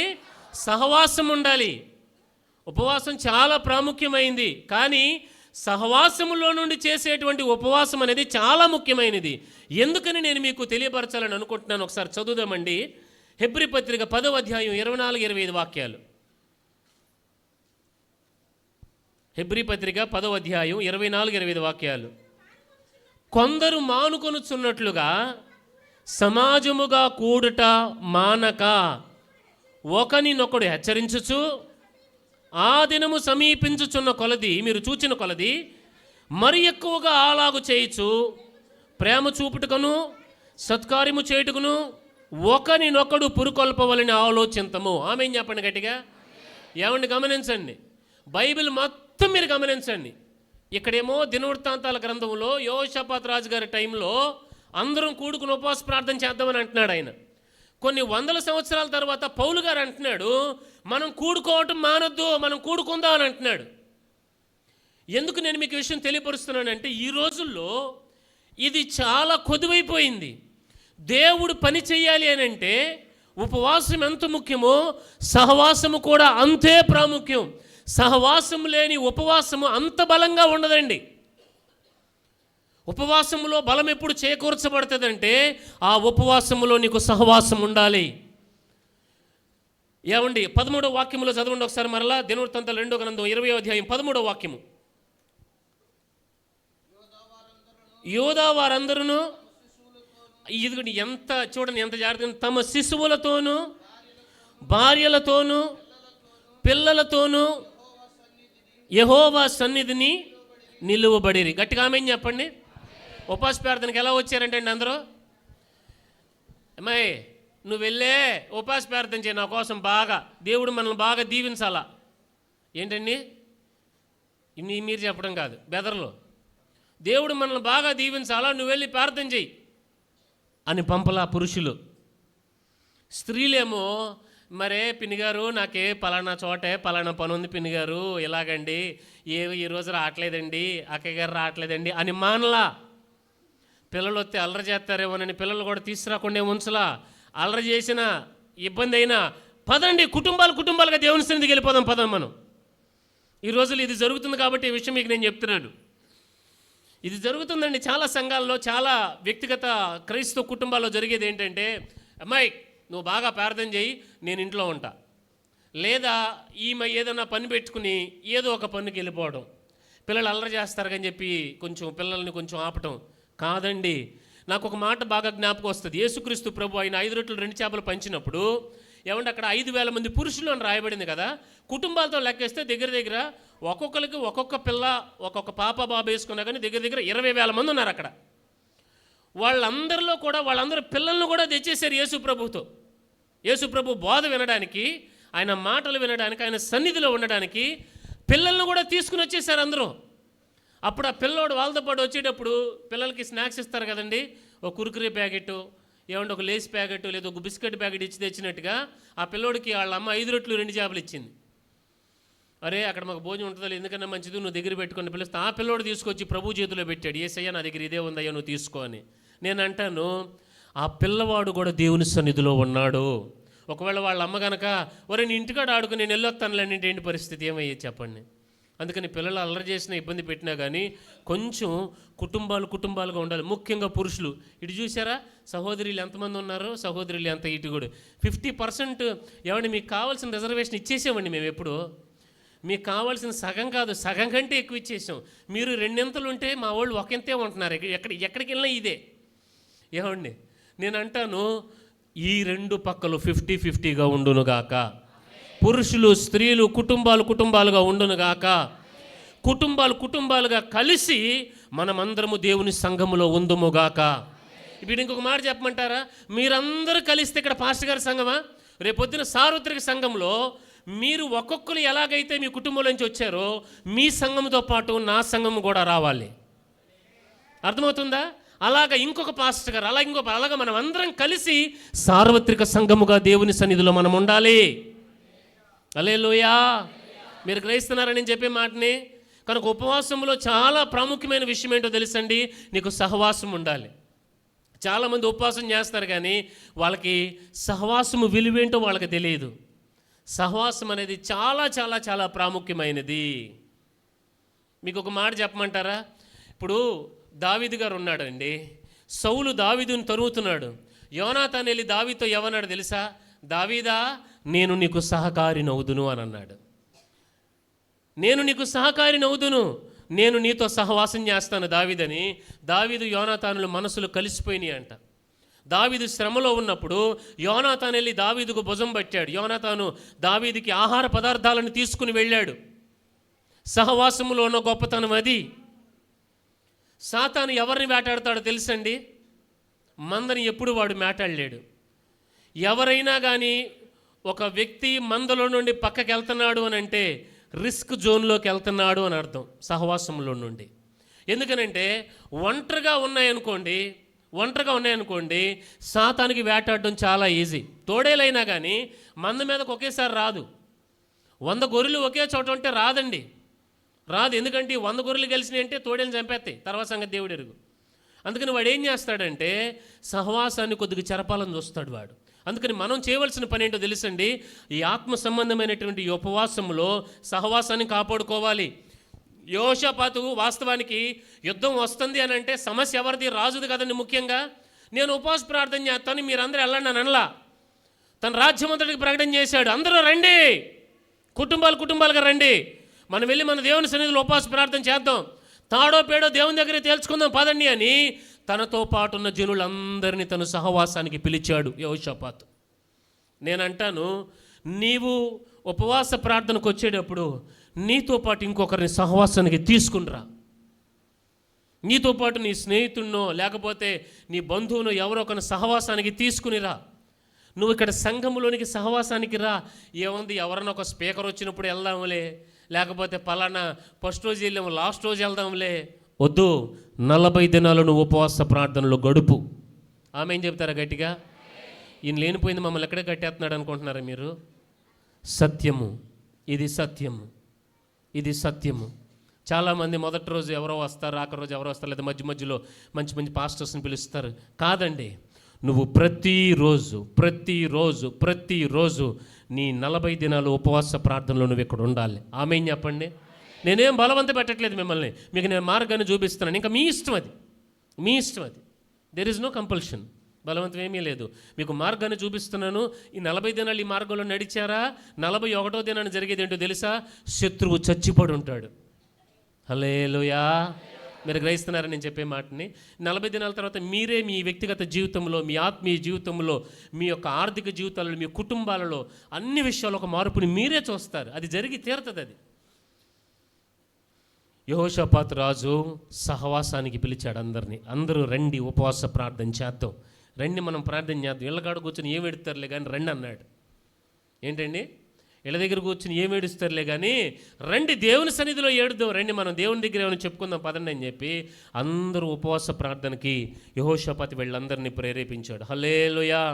ఎందుకంటే ఈ చివరి దినాలలో ఇది కొదువైపోతుంది, సహవాసానికి విలువ లేకుండా పోతుంది, సేవకుడి పిలుపుకి విలువ లేకుండా పోతుంది. పాస్టర్ గారు ఎందుకు ఏర్పాటు చేశారండి ఇది? ఊరికేనా లేకపోతే ఏదన్నా సరదాగా లేకపోతే డబ్బులకి ఇదంతా కాదు. కానీ దేవుని చిత్తము జరగాలని అంటే, శత్రువుని జయించాలని అంటే సహవాసము ఉపవాసము చాలా ప్రాముఖ్యం. ఆమె ఏం చెబుదాము గట్టిగా? హల్లెలూయా. కనుక దేవుని బిడ్డలారా గ్రహించండి. నేను అంటాను, మీరు నేను ప్రతి ఒక్కరము కలిసి ఈ ఉపవాస ప్రార్థనలో మీరు పాల్గొని మీరు సహవాసములో నిలిచి దేవుని యొక్క అద్భుతాలు మీరు పొందుకొందురుగాక. హల్లెలూయా. కనుక సహవాసములో ఉండటం నేర్చుకోండి. మొట్టమొదటిగా సహవాసం అనేది చాలా చాలా చాలా ప్రాముఖ్యమైంది. నేటి దినాల్లో సహవాసం అంతా ఆన్లైన్ అయిపోయింది. నేను ఎవరికి వ్యతిరేకంగా మాట్లాడట్లేదు, ఎవరిని నేను కించపరచట్లేదు, కానీ సత్యాన్ని బోధిస్తున్నాను. నేటి దినాలు, అప్పుడు కోవిడ్ టైంలో గవర్నమెంట్ రూల్ని బట్టి అటు ఇటు కదలద్దన్నారు, బయట పరిస్థితులు బాగాలేదు కాబట్టి ఆన్లైన్లో టీవీలు ఓకే. కానీ నేటి దినాల్లో జరుగుతుంది ఏంటో తెలుసండి, జనాలు దానికి అతుక్కుపోతున్నారు, ఇంకంతే, సహవాసాన్ని కోల్పోతున్నారు. నేను అంటాను, అలాగా ఒక సంఘములో నీకంటూ దేవుడు ఒక మంచి మందిరాన్ని ఇచ్చి, ఒక మంచి సేవకుడిని ఇచ్చి, దేవుడు నీకు సహవాసాన్ని ఇచ్చినప్పుడు నువ్వు ఎందుకు ఒంటరిగా ఉంటావు? నువ్వు నేను ఒక మాట చెప్పమంటారా? మీరు ఎక్కడ బతకాలో తెలుసండి, సహవాసంలో మీరు బతకాలి. మీ దేవుని ఎక్కడ ఉంటుందో తెలుసా? ఐక్యతలో ఉంటుంది. సహోదరుల ఐక్యత కలిగి నివసించుట ఎంత మేలు, ఎంత మనోహరము. ఏమండి, సాతాను వాడి యొక్క పన్నాగాలు కానీ వాడి ఆలోచనలు కానీ కట్టుగా ఉన్న చోట రాలేడు వాడు. ఉపవాస ప్రార్థన చేస్తున్నాం, బాగానే ఉంది. నేను ఏదో 4 మాటలు చెప్పి వెళ్ళడానికి వచ్చాను అనుకున్నారా? ఏమండి ఉపవాసం ఉండండి, అన్నం తింటాం మానేసాను కాదు. ఉపవాసం చేస్తున్నారు, బాగానే ఉంది. నేను ఇప్పుడు మీకు వచ్చింది దేని కొరకు తెలుసా? ప్రభు నా హృదయంలో పెట్టింది. చాలామంది బయట సంఘాల్లో చాలా చోట్ల ఉపవాసం చేస్తున్నారు, సహవాసం కొదువయ్యింది. సంఘాలలో ఉపవాసం ఉంటుంది, సహవాసం కొదువయ్యింది. కనుక ప్రభు నా హృదయంలో పెట్టిన మాట, ఇప్పుడు సంఘం ఏటెళ్ళ కాలం A for apple B for ball కాదు. ఇప్పుడు నీవు పై స్థాయికి వచ్చి, ఇప్పుడు నేను ఉపవాస ప్రార్థన మాత్రమే కాదు, నేను సహవాసములో ఉపవాసం అనే స్థాయికి నువ్వు రావాలి. హల్లెలూయా. యెహోషాపాతు వీళ్ళందరినీ పిలిచాడు. వీళ్ళందరూ రాజుగారి మాట కాదనకుండా వచ్చి ఉపవాస ప్రార్థన చేశారు. సో మొట్టమొదటిగా ఉపవాసములో నీకు సహవాసం ఉండాలి. ఆమె చెప్పండి గట్టిగా. ఏముండాలండి? సహవాసం ఉండాలి. రెండవదిగా మనం ధ్యానం చేద్దాం. మరొక ముఖ్యమైన విషయం, క్షమించండి, ఇంకొక అసలు ముఖ్యమైనది చెప్పడం నేను ఇదయ్యాను. అపోస్తుల కార్యాలు 2:1 తీయండి ఒకసారి. అపోస్తుల కార్యముల గ్రంథం 2వ అధ్యాయం 1వ వాక్యం. పెంతెకోస్తు పండుగ దినం వచ్చినప్పుడు ఏమండి అందరూ ఎన్ని చోట్ల కూడుకున్నారు చెప్పండి, చెప్పాలి మీరు గట్టిగా. ఎంతమంది? ఇంటికొకలో అని చెప్పారా? ఇంట్లో ఆడవాళ్ళు అని చెప్పారా? ఇంట్లో మగవాళ్ళు అని చెప్పారా? చెప్పరేంటండి? అందరూ ఎన్ని చోట్ల కూడుకున్నారు? మీ ఇంట్లో నువ్వు ప్రార్థన చేయి, నా ఇంట్లో నేను ప్రార్థన చేస్తున్నారా? ఒక చోట వీళ్ళు కూడుకున్నప్పుడు జరిగిందేంటో తెలుసా? పరిశుద్ధాత్మ దేవుడు దిగొచ్చాడు. ఇప్పుడు నాకు వచ్చిన ఒక డౌట్ ఏంటంటే, ప్రభువు ఏమండి ఎవరిళ్లలో వాళ్ళు ఉండి వాళ్ళకి పరిశుద్ధాత్మ అభిషేకాన్ని ఇవ్వచ్చుగా ఆయన? చెప్పరేంటండి? ఎవరిళ్లలో వాళ్ళు ఉండి మీరు ప్రార్థన చేయండిరా, యెరూషలేములో ఎవరిళ్లలో వాళ్ళు ఉండి గుడిసప్పుడు కాకుండా ప్రార్థన చేయండి, నేను మీ పరిశుద్ధాత్మను వాగ్దానాన్ని పంపిస్తానని అనొచ్చుగా. ఆయన అనలా. ఏమన్నాడు తెలుసా? ఒక్క చోట ఉండండి, నేను అక్కడికి పంపిస్తానన్నాడు. పరిశుద్ధాత్మ దేవుడు ఎక్కడ దిగి వస్తాడో తెలుసా? ఆయనకి వన్ కండిషన్. పరిశుద్ధాత్మ దేవుడు ఎవరి మీదకి వస్తాడో తెలుసా? ఐక్యత. ఎక్కడ ఐక్యత ఉంటుందో అక్కడ అహరోను తల మీద తైలం పోయబడద్దంట. అభిషేకం దిగి రావాల్సిందే. ఇంకా హల్లెలూయా. మీరు గ్రహిస్తున్న ఎంతమందికి అర్థమవుతున్నాయి నేను చెప్పే మాటలు? పర్లేదు, నేనేమనుకోను. అర్థం కానోళ్ళు చేయతండి ఇప్పుడు. పర్లేదు, మీరు అందరు లైన్లోనే ఉన్నారు. ఏమండి ఇప్పుడు ఈ 120 మంది మేడగదిలో కూడుకున్నప్పుడు పరిశుద్ధాత్మ దేవుడు అందరి మీదకి దిగొచ్చాడు. ఎందుకో తెలుసా? అందరూ ఒక్క చోట మీద కూడుకున్నారు, ఒక్క చోట కూడుకున్నారు. అందరి ఉద్దేశం ఒకటే, ప్రభువా నువ్వు చేసిన వాగ్దానం మాకు దయచేయి, ఆ ఆత్మను పొందుకుని మేము పరిచర్యకి వెళ్ళాలి అనేటువంటి ఒక ఉద్దేశంతో. మీకు ఇంకొక మాట కూడా చూపిస్తాను, నాకు చాలా ఇష్టమైన మాట. 14వ వాక్యం చదవండి అమ్మా. అయితే పేతురు ఆ పొదనొకరితో కూడా లేచి నిలిచి బిగ్గరగా వారితో ఇట్లెండును. ఏమైంది? ఆయన అంతా ప్రసంగం చేశాడని. చేసిన తర్వాత 41వ వాక్యం చదవండి. కాబట్టి అతని వాక్యము అంగీకరించిన వారు బాప్తిజం పొందిరి. ఆ దినమంది ఇంచుమించు 3000 మంది చేర్చబడిరి. ఆమె చెప్పండి గట్టిగా. ఇప్పుడు 12 మంది అపోస్తులు ఉన్నారండి. పేతురు గారి లేసు నుంచి ముందుకు వచ్చి ఇలా వాక్యం చెప్తున్నాడు అందరికీ. యోధావారులారా, యెరూషలేము అపోస్తులారా, ఇదిగో మీరు సిలువ వేసిన క్రీస్తు ఎవరో కాదు, ఆయనే నజరేయుడు, ఆయనే మెస్సయ్య, ఆయన ద్వారానే రక్షణ. ఇవంతా సువార్త చెప్పుకుంటా వస్తున్నాడు ఆయన. మిగతా 11 మంది వెనకాల ఏం చేశారంట? లేచి నుంచున్నారంట. వాళ్ళు ఏం చేశారండి? అంతకుముందు ఈ 12 మంది ఎవరో తెలుసండి? అరే మనలో మన మాట యేసుక్రీస్తు ప్రభుకి ఎవరు క్లోజరా మనందరిలో? ఏంటండి చెప్పరేంటి? నేనెక్కువ అంటే నేనెక్కువ, నేనెక్కువ అంటే నేనెక్కువ. పేతురు అంటాడు, లేదు లేదు, ఎప్పుడు చూసినా ప్రభు అన్ని విషయాల్లో సంబంధం ఉన్నా లేకపోయినా కల్పించుకునేది ఎవరంటే నేనే, ముందు మాట్లాడేది ఎవరంటే నేనే, నాకు దుడుకుంది, అన్నిట్లో నేనే చేస్తాను, నేను ముందు అంటాడు పేతురు. ఇంకొకళ్ళు ముందు అంటారు, ఇంకొకళ్ళు ముందు అంటారు. అలాంటి వాళ్ళు, వాళ్ళలో ఎవరు ముందు అన్నటువంటి ఒక ఆలోచన ఉన్నవాళ్ళు ఈ 12 మందిలో ఆ 11 మంది అన్నారు, ఒరే పెద్దోడా పేతురా, అందరికంటే నువ్వే పెద్దోడివిలే కానీ నువ్వు వాక్యం చెప్పు, మేము 11 మంది వెనకాల నిలబడతావురా మౌనంగా అన్నారు. హల్లెలూయా. ఏమండి నిలబడింది ఎంతమంది? చెప్పాలి గట్టిగా. నిలబడింది ఎంతమంది? కాదు, నిలబడింది 12 మంది. పేతురు 11తో నుంచున్నాడు అని రాయబడింది. నిలబడింది ఎంతమంది అండి? 12 మంది. వాక్యం చెప్పింది ఎంతమంది? ఒక్కడు కదా. ఆత్మలు ఎన్ని పట్టబడి? ఆమేన్ చెప్పండి గట్టిగా. ఐక్యతలో ఉన్న అభిషేకం అది. అంతకుముందు ఎక్కడ 3000 మంది పట్టబడినట్లేదు బైబిల్లో, అవునా కదా? అంతకుముందు వీళ్ళకి దెయ్యాలు పోయినాయి, అంతకుముందు స్వస్థతలు చేశారు, అంతకుముందు వీళ్ళు చాలా అద్భుతాలు చేశారు. అబ్బో బ్రహ్మాండంగా, ప్రభువా అస్సలు నేను యేసునామమున పో అనగానే దెయ్యం పోయింది, అసలు ఏం అద్భుతాలు జరిగినాయి ప్రభువా ఇదని చెప్పేసి వీళ్ళు సంబరపడిపోయారు. కానీ ఆత్మలు పట్టబడింది ఐక్యతలో. దేవునికి స్తోత్రం చెబుదామా? మీకు అర్థమవుతుందా? దేవుని బిడ్డలారా గ్రహించండి. ఇంకా నీ భక్తిని ఇది, నా భక్తిని అది, ఇది నాకు సంబంధించింది కాదు అనుకు, ఇది దినాలు కాదు, ఇది జెస్యూడియన్ గారి సంఘం, నా సంఘం కాదుగా అని నేను అనుకోకూడదు. ఇది నా సహోదరుడి సంఘం, ఇది నా దేవుని సంఘం. రేపొద్దు నేను వాక్యం చెప్పడానికి ఇంకొక చోటకి వెళ్తాను, అక్కడ కూడా ఇలాగే ఇదే భారంతో నేను చెప్పాలి వాక్యం. ఇది ఇది ఇది వాళ్ళది, ఇది నాదని కాదు, ఇది మనది. ఐక్యత ఎక్కడుంటుందో అక్కడ దేవుని అభిషేకం దిగొస్తుంది, ఆత్మలు పట్టబడతాయి. హల్లెలూయా. నేను అంటాను, మీరందరూ కలిసి ఐక్యంగా నిలబడి ఈ అపరాపేట మాత్రమే కాదు కానీ ఈ చుట్టుపక్కల ప్రాంతాలన్నింటినీ మీరు పట్టుకుందురుగాక. ఆమేన్ చెప్పండి గట్టిగా. హల్లెలూయా. దేవుడు అట్టి ఆత్మల పంటని ఈ ఉపవాస ప్రార్థనలో సంఘము యొక్క సహవాసముల నుండి ఆత్మలను దేవుడు దయచేయునుగాక. ఆమేన్ చెబుతాం గట్టిగా. కనుక సహవాసం చాలా ముఖ్యం. ఉపవాసం చేస్తే సరిపోదండి. ఏదో కాసి మనకు ఉపవాసం అంటే అర్థం ఏంటంటే వచ్చి పెబ్బా నాకు ఎన్ని శ్రమలు ఉన్నాయి పెబ్బా మమ్మల్ని దీవించి పెబ్బా చేస్తున్నావు నడుస్తున్నావు తండ్రి ఆమెను ఇదే. నేను అంటాను కరెక్టే, అది నేను కాదని అనట్లేదు. నువ్వు ఆ స్థాయి నుండి ప్రభువా నీ సహవాసానికి నేను వచ్చాను, నీ సంఘానికి నేను వచ్చాను, నా పరిస్థితులు నీకు అప్పగిస్తున్నాను, నీ పరిస్థితులు నేను మోస్తాను ప్రభు అనేటువంటి స్థాయికి నువ్వు రావాలి. హల్లెలూయా. గ్రహిస్తున్నారా నేను చెప్పే మాటలని? ఏమండి, సహవాసం చాలా చాలా ముఖ్యం. దేవునితో సహవాసం ముఖ్యం, అవసరం. నీ సేవకుడితో నీకు సహవాసం చాలా అవసరం. నీ సేవకుడితో నీకు ఒక సహవాసం ఉండాలి, ఇది చాలా ముఖ్యం. రెండోదిగా వీరు చేసిన పనిని నేను మీకు చెప్పాలని అనుకుంటున్నాను. చదువుదామండి 20వ అధ్యాయం, దినవృత్తాంతాలు 2వ గ్రంథం.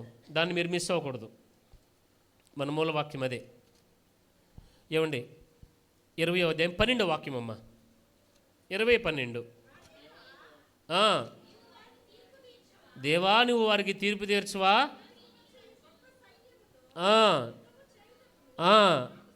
మాకు శక్తి చాలదు, ఏమీ చేయుటకు మాకు తోచదు, నీవే మాకు దిక్కు అని ప్రార్థన చేశాను. దేవునికి స్తోత్రం చెబుదామండి.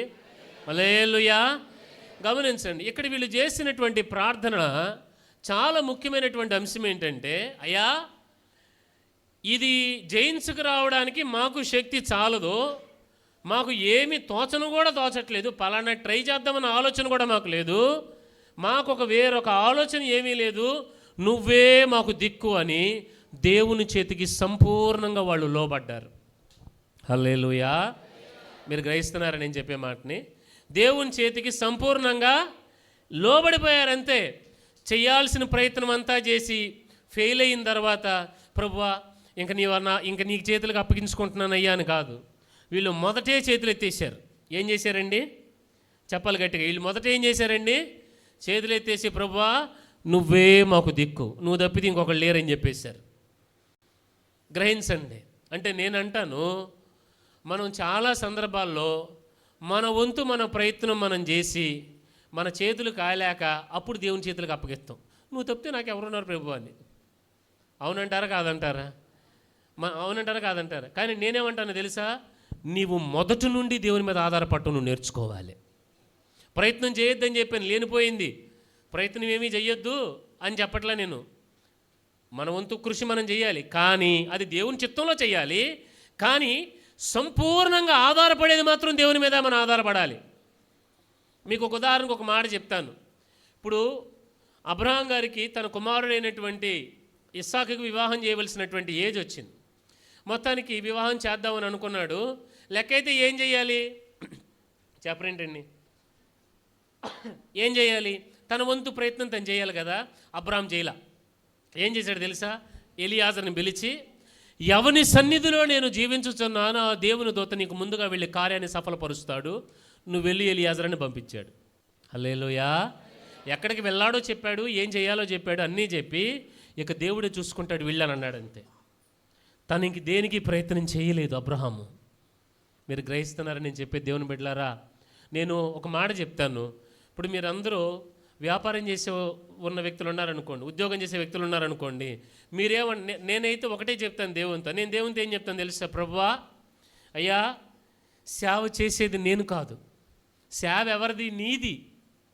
నీది సేవ నువ్వు చేసుకో. నేనేం చేస్తానంటే నేను నీ చిత్తము చేస్తానంట నేను. హల్లెలూయా. మీకు అర్థమవుతుందని నేను చెప్పేది? మీ అందరూ కూడా చెప్పేది ఏంటంటే, మీరు రోజును ప్రారంభించేటప్పుడు, మీరు వ్యాపారం చేసేటప్పుడు, ఉద్యోగం చేసేటప్పుడు, ప్రభువా నేను వ్యక్తిగతంగా అయితే ఉద్యోగం ఇది నేను చేస్తున్నాను, ఇది నేను చేయగలిగింది కాదు, నేను నీ సహాయం అడుగుతున్నాను ప్రభువా, ఇది నువ్వు చేసుకో, నీ పని నేను చేస్తాను అని అనాలి మీరు. హల్లెలూయా. ఎంతమందికి అర్థమవుతుంది నేను చెప్పేది? అర్థమైన వాళ్ళు మాత్రం హల్లెలూయా చెప్పండి.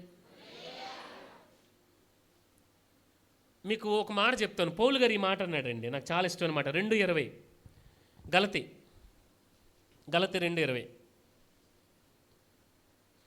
నేను క్రీస్తుతో కూడా సిలువ వేయబడి ఉన్నాను, ఇకను జీవించువాడును నేను కాదు, క్రీస్తే నా యందు జీవించుచున్నాడు. ఆమేన్ చెప్పండి గట్టిగా. పౌలు గారు ఏమంటున్నాడు తెలుసా? నేను కాదు మీకు కనపడేది, నేను కాదు బతికేది. పౌలు ఎప్పుడో చచ్చిపోయాడు, సిలువేశారు పౌల్ని. బతికేది ఎవరంటే యేసుక్రీస్తు బతుకుతున్నాడు నాలో అంటున్నాడు. హల్లెలూయా. మీకు ఎంతమందికి అర్థమవుతుంది నేను చెప్పే మాటని? అంటే నీ జీవితంలో ఒక మాట మీకు అర్థమేంటి? ఉపవాసంలో జరగవలసిన విషయం ఏంటో తెలుసా? నువ్వు దేవుని స్థానాన్ని తీసుకుని నీ స్థానాన్ని నువ్వు దేవునికి ఇవ్వటం నేర్చుకోవాలి. మరలా చెప్తున్నా, నువ్వు దేవుని స్థానం తీసుకోవాలి, నీ స్థానం దేవునికి ఇవ్వాలి. ఆయన అదే పని చేశాడు కదండి. సిలువెక్కాల్సింది ఎవరండి? వాస్తవానికి పాపానికి పరిహారం ఏమండి? పాపానికి శిక్ష పడాల్సింది ఎవరికి? మనకు కదా. ఆయన శిక్ష పడ్డాడు. సింహాసనం మీద కూర్చోవలసింది ఎవరు? ఆయన సింహాసనాన్ని ఎవరికి ఇచ్చాడు? జయించువాని నాతో కూడా నా సింహాసనం మీద కూర్చొని ఇస్తాను అని అన్నాడు ఆయన. ఆయన సింహాసనం మీద ఉండాల్సినోడు మనల్ని సింహాసనం మీద కూర్చోబెట్టి, సిలువెక్కాల్సిన మనల్నేమో ఆయన సింహాసనం మీద కూర్చోబెట్టి ఆయన సిలువెక్కాడు. అవునా కదా? గ్రహిస్తున్నారా? ఇప్పుడు మనం ఈ ఉపవాస ప్రార్థనలో చేయాల్సింది ఏంటో తెలుసా? ఈ యూదా ప్రజలు ఏం చేశారనంటే, మేం చేసేదేం లేదు ప్రభా, మొత్తం నువ్వే చేసుకో అని చెప్పారు వీళ్ళు. మాకు శక్తి చాలదు, నువ్వే మాకు దిక్కు అని చెప్పారు. మనం చాలా సందర్భాల్లో చేసే పెద్ద పొరపాటు ఏంటంటే, సగం ప్రభు సగం మనం. ఏంటండి? చెప్పరేంటండి? సగం ప్రభు సగం మనం. అది చాలా తప్పండి. ఇస్తే సంపూర్తిగా ప్రభుకి ఇచ్చేయాలి. ఇంకా నీ జీవితంలో నేను అనేది ఉండకూడదు. ఆమె ఏం చెప్పండి? అన్నంత ఈజీ కాదుండోయ్.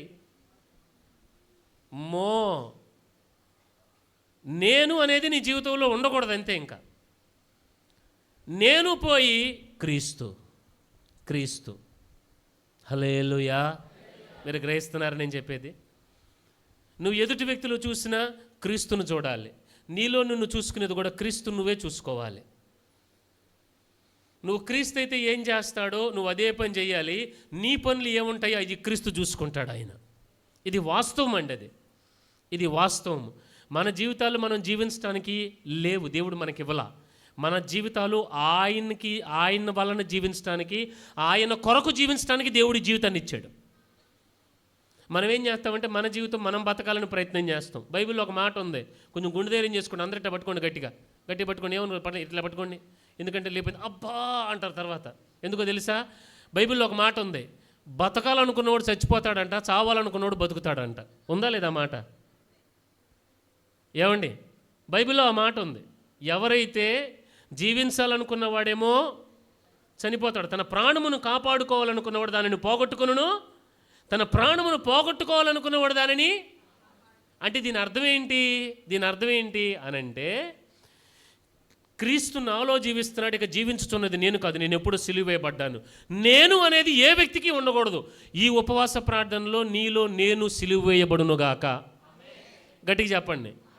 అంటే మీలో నేనంటే మీలో నేను ఉంటాం కాదు, మీలో మీరు లేనిపోయింది.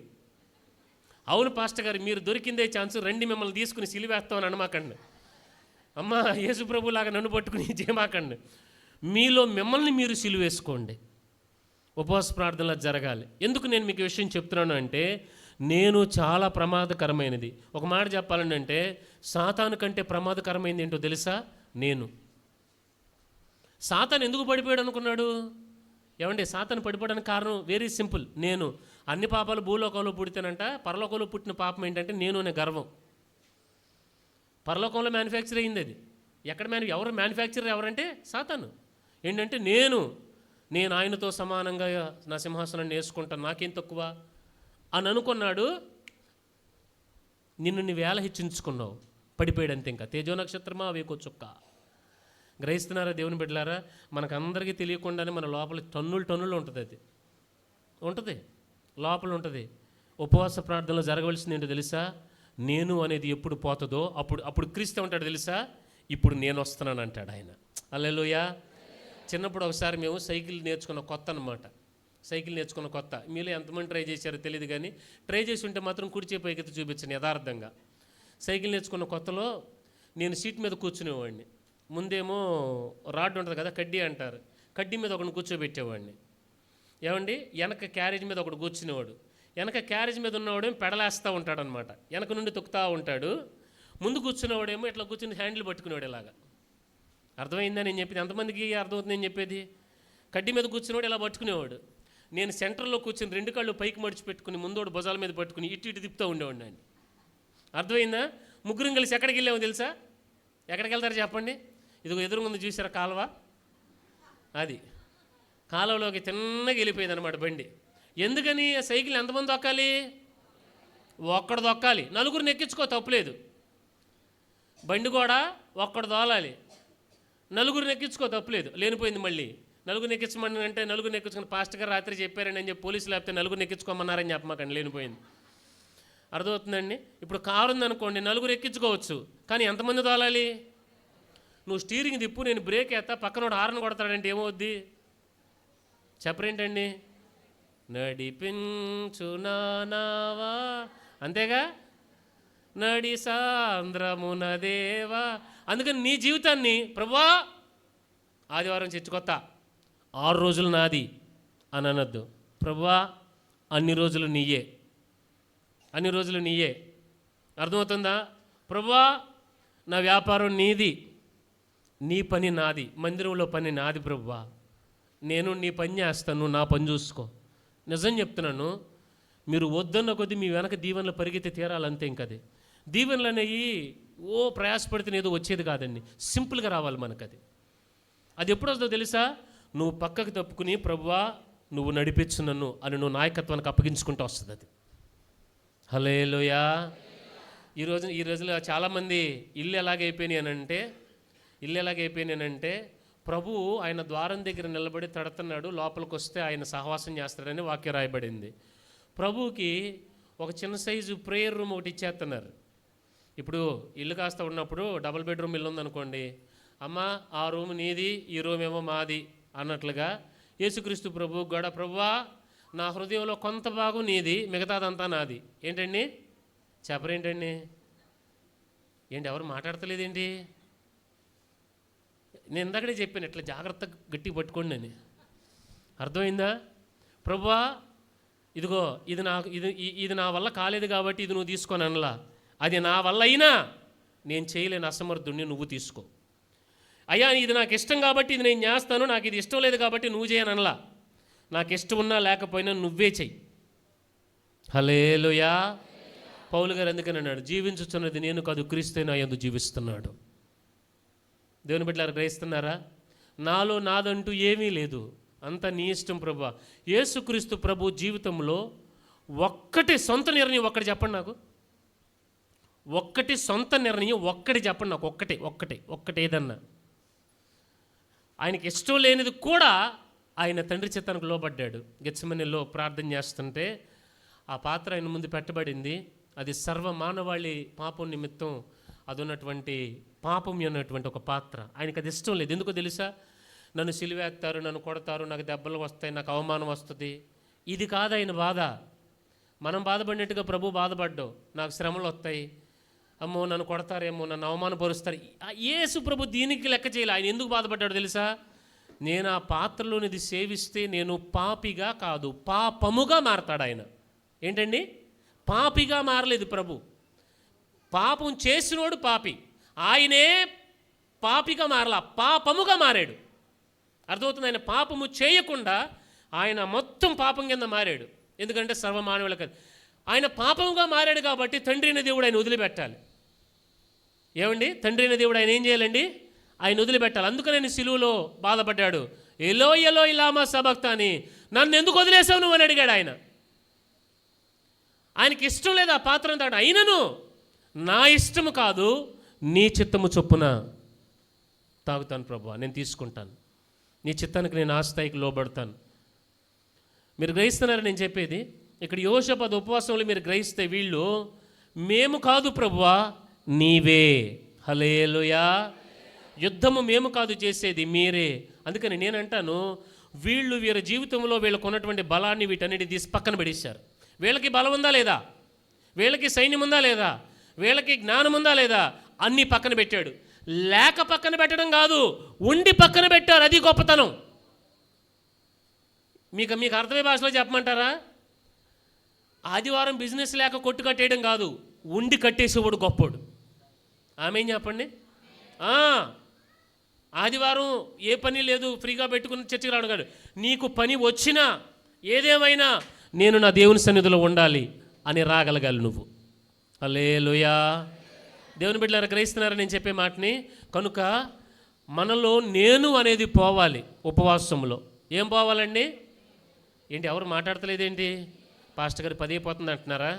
ముగిచ్చేస్తాను, నాకు ఇవ్వబడిన సమయానికి ముగిస్తాను. హల్లెలూయా. మూడవదిగా మనం ధ్యానం చేద్దామండి.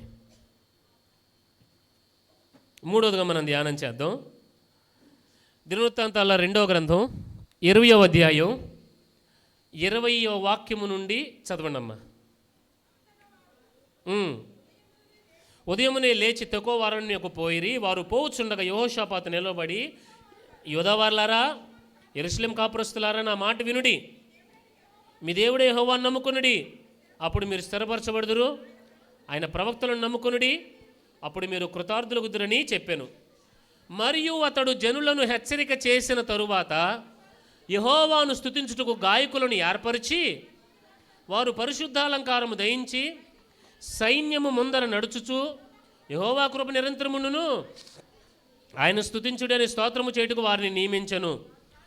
వారు పాడుటకును స్తుతించుటకును మొదలుపెట్టగా యెహోవా యోదావారి మీదకు వచ్చిన అమోనీయుల మీదను, మోయాబీల మీదను, సేయిరు మన్యవాసుల మీదను మాటుగాండ్రని పెట్టును గనుక వారు హతులేరి. తలలు పైకెత్తని జాగ్రత్తగా గమనించండి. మూడవదిగా మనం నేర్చుకోవలసినటువంటి ఒక ప్రాముఖ్యమైన ఒక అనుభవం ఏమిటంటే, దేవుని నడిపింపుకి లోబడటం. ఆమె ఏం చెప్పండి గట్టిగా? మొదటిది ఏంటండి? సహవాసం ఉండాలి ఉపవాసంలో. రెండవదిగా ఉపవాసములో నేను అనేది ఉండకూడదు.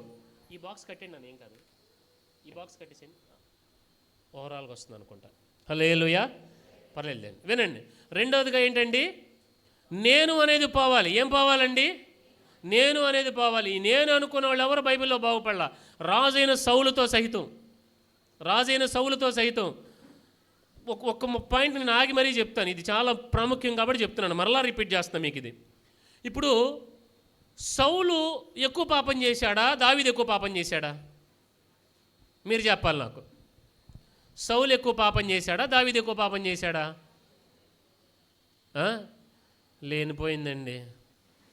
కాలికెత్తే ఏలికెత్తారు, ఏలికెత్తే కాలికెత్తారు. ఏం చెప్దాం ఇప్పుడు? పర్లేదు, సౌలు అన్న వాళ్ళు కుడిచే పైకి ఎత్తండి, దావీదు అన్న వాళ్ళు కుడిచే పైకి ఎత్తండి. మీరు బాగా తెలియగల వాళ్ళు. ఓటేసేటప్పుడు నోటా అని ఒకటి ఉంటుందంట, అక్కడ వేయరు కానీ ఇక్కడ వేస్తారు. అది. సో ఇప్పుడు గమనించండి జాగ్రత్తగా. ఇప్పుడు వాస్తవం చెప్పాలంటే సౌలు కంటే దావీదే ఎక్కువ పాపం చేశాడు. ఏమండి, సౌలు వసంతకాలంలో యుద్ధం చేయాల్సిన టైంలో రెస్ట్ తీసుకోలేదు కదా, దావీదు రెస్ట్ తీసుకున్నాడు. సౌలు మిద్ది మీదకి వచ్చి రాజ్యం చూసుకుంటా, ఏమండి, దావీదు రాజ్యం చూసుకుంటా పక్కకు చూసేసరికి బత్షెబమ్మ గారు కనపడ్డారు. మీకు తెలియదు కాదు. సరే, చూడటం ఒక ఎత్తు అయితే సైలెంట్గా పక్కకి వెళ్ళిపోవాల్సింది. దావీదు వెళ్ళలా, సౌలు అట్లాంటిది పొరపాటున చేయలా. సరే, ఆవిని పిలిపించాడు. ఇది మూడో తప్పు. నాలుగోది, తన భర్తనే పాపం అతని మరణశాస్త్రాన్ని అతని చేత పెట్టి పంపించాడు. పాపం లేనిపోయింది, పాపం పిచ్చోడు. మన ఏంటి ఈవిడ భర్త ఊరియా, ఏమండి, బెత్షెబా భర్త, ఏమండి, వ్యభిచారం, నరహత్య, ఇంకా యుద్ధం చేయాల్సిన టైంలో యుద్ధం చేయకపోవడం, ఇవన్నీ చేశాడు కదా. సౌలు చేసిన పాపం ఏంటి? ఇవేమీ కాదు, చాలా చిన్న పాపం చేశాడు సౌలు. కానీ ఎక్కడ పతనం అయిపోయాడు తెలుసా? దావీదుకు 10,000 మందా, నాకు 1000 మందా? నేను జాగ్రత్త. మీకు అర్థమైంది నేను చెప్పింది? ఎవరు మాట్లాడరేంటి? దావీదుకేమో 10,000. ఇప్పుడు మొత్తానికి గొలియాతుని చంపారు, తీసుకొస్తున్నారు, ఊరేగింపుగా చేస్తున్నారు. మొత్తానికి పాడే కాయరు మంచి పాట పాడారు శుభ్రంగా. సిస్టర్ మీరు ఉన్నారు కదా, మిమ్మల్ని చూడంగానే నాకు అర్థమైపోయింది. మొత్తం ఒకే డ్రెస్సులు ఉన్నారు చక్కగా. కాయరులో పాట పాడారు. చక్కగా ఏం పాడారని అంటే, దావీదుకు 10,000 మంది వతిలేరి, సౌలుకి 1,000 మంది వతిలేరు అనేసరికి ఇంకెనక పట్టుకుంది. ఇదేంటి, నేను రాజుని, దావీదుకు 10,000 మంది, నాకు 1,000 మందా, 1000 మంది అని అనేసరికి సౌలులో నేను అనేది మొలిచింది. అది ఎక్కడికి తీసుకెళ్ళిందో తెలుసా? తన కత్తి మీద తను పడేటట్టుగా చేసింది. ఉపవాసంలో పోవాల్సింది ఏంటో తెలుసా? నేను. ఆమె చెప్పండి గట్టిగా. చూసారా, దెబ్బకు సైలెంట్ అయిపోయారు అందరూ. నిజం, ఇది బోధించబడాలి. నిన్ను నువ్వు ఎంత తగ్గించుకుంటావో దేవుడు నిన్నంత పైకి లేపనెత్తాడు. నిన్ను నువ్వు ఎంత రేజ్ చేసుకుంటావో పైకి వెళ్ళను కూడా వెళ్ళరు. కష్టం అది. ఎవరు తగ్గించుకుంటారో దేవుడు వాళ్ళని చూసి వీడికి నా క్వాలిటీ ఉందని దేవుడు వాళ్ళ పైకి ఎత్తాడు. హల్లెలూయా. అర్థమవుతుంది మీకు నేను చెప్పేది? కనుక రెండోది తగ్గింపు చాలా చాలా ప్రాముఖ్యమైంది. మూడోది ఏంటంటే దేవుని స్వరానికి, దేవుని నడిపింపుకి లోబడాలి. ఏంటండి? చెప్పరేంటండి? లేదు పాస్టర్ గారు మేము వింటామండి. ఏమండి వింటామండి? వింటూ సరిపోదు, విన్నది చేయటం నేర్చుకోవాలి. ఉదాహరణకు ఒక మాట చెప్తాను. ఇప్పుడు ఒక యజమాని హాల్లో కూర్చున్నాడంట. హాల్లో కూర్చుని మై కొంచెం కాఫీ తీసుకురా అని అన్నాడంట. వంటగదిలో నుంచి సిస్టర్ గారు ఉన్నారు. సిస్టర్ గారు సరే అని అంది ఆవిడ. ఓ పావుగంట చూసాడు, కాఫీ రాలా. వినపడిందా అని అన్నాడు. ఏమన్నాడండి? ఆవిడేమంది? వినపడింది అని అంది. అవునా కాదా? వినపడిందా అని అన్నాడు. మళ్ళీ ఆవిడేమంది? వినపడింది అని అంది. వినపడింది అంటే దాని అర్థం ఏంటి చెప్పాలి మీరు గట్టిగా. మీరు బాగా తెలియగలవాళ్ళు అందుకని చెప్పట్లా. వినపడింది అంటే అర్థం ఏంటి? ఎవరమ్మా చెప్పింది? God bless you. వినపడింది అంటే అర్థం ఏంటో తెలుసా? నేను చేస్తున్నాను అని అర్థం. హల్లెలూయా. ఇప్పుడు దేవుడు మీకు ఈ 40 దినాలు ఆయన ఉపదేశాన్ని, ఆయన విధానాలని, ఆయన మార్గాలని, ఆయన వాక్యాన్ని మీకు వినిపిస్తాడు. మీకు నిజంగా వినిపిస్తుందా? చూసారా? మీరు ఆలోచిస్తున్నారు లేనిపోయి. నేను ఎక్కడ తెచ్చారండి పాస్టర్ గారు మీరు? వినిపిస్తుంది అని చెప్తే ఏం చెప్పాలి? రేపటి నుంచి ఏంటి? చచ్చినట్టు చెయ్యాలి దాన్ని. అవునా కాదా? విషయం ఏంటి తెలుసా? ఆయన మాట వినినవాడు బతుకుతాడన్నది వాక్యం. మనం బ్రతికేది ఎలాగో తెలుసా? నువ్వు దేవుని మాట వినేదానిని బట్టి బ్రతుకుతావు. నీ ఉద్యోగాన్ని బట్టి, నీ జ్ఞానాన్ని బట్టి, నీ తెలివిని బట్టి, నీకున్న డబ్బుని బట్టో, లేకపోతే నీకు లేని దానిని బట్టి చచ్చిపోవు, నీకున్న దాన్ని బట్టి బతకవు. నువ్వు దేని బట్టి బతుకుతావు తెలుసా? ఆయన మాటను నువ్వు వినేదాన్ని బట్టి నువ్వు బతుకుతావు. హల్లెలూయా. బతకాలనుకుంటున్నారా? 1,00,000 రూపాయలు శాలరీ వస్తే పాస్టర్ గారు బాగా బతుకుతావని అనుకోవద్దు. నీవు దేవుని వాక్యాన్ని వినేదాన్ని బట్టే నువ్వు బతుకుతావు. ఎందుకనో తెలుసా? 1,00,000 కాదు 10 లక్షల శాలరీ వచ్చేవాళ్ళు కూడా చేస్తున్నారు అక్కడ పాపం. ఏమండి? ఎంత వస్తుందన్నది కాదు పాయింట్. నీకు వచ్చేదానిని బట్టి నువ్వు బతకడం కాదు, నువ్వు విన్నదాన్ని బట్టి బతుకుతావు దేవుని మాటని. ఎందుకు నేను మీకు ఈ మాట చెప్తున్నానంటే, ఈ అధ్యాయంలో మీరు చదువుకుంటూ వస్తే సమయం అయిపోయింది, నేను కుదించేస్తాను, మీరు తర్వాత చదువుకోండి.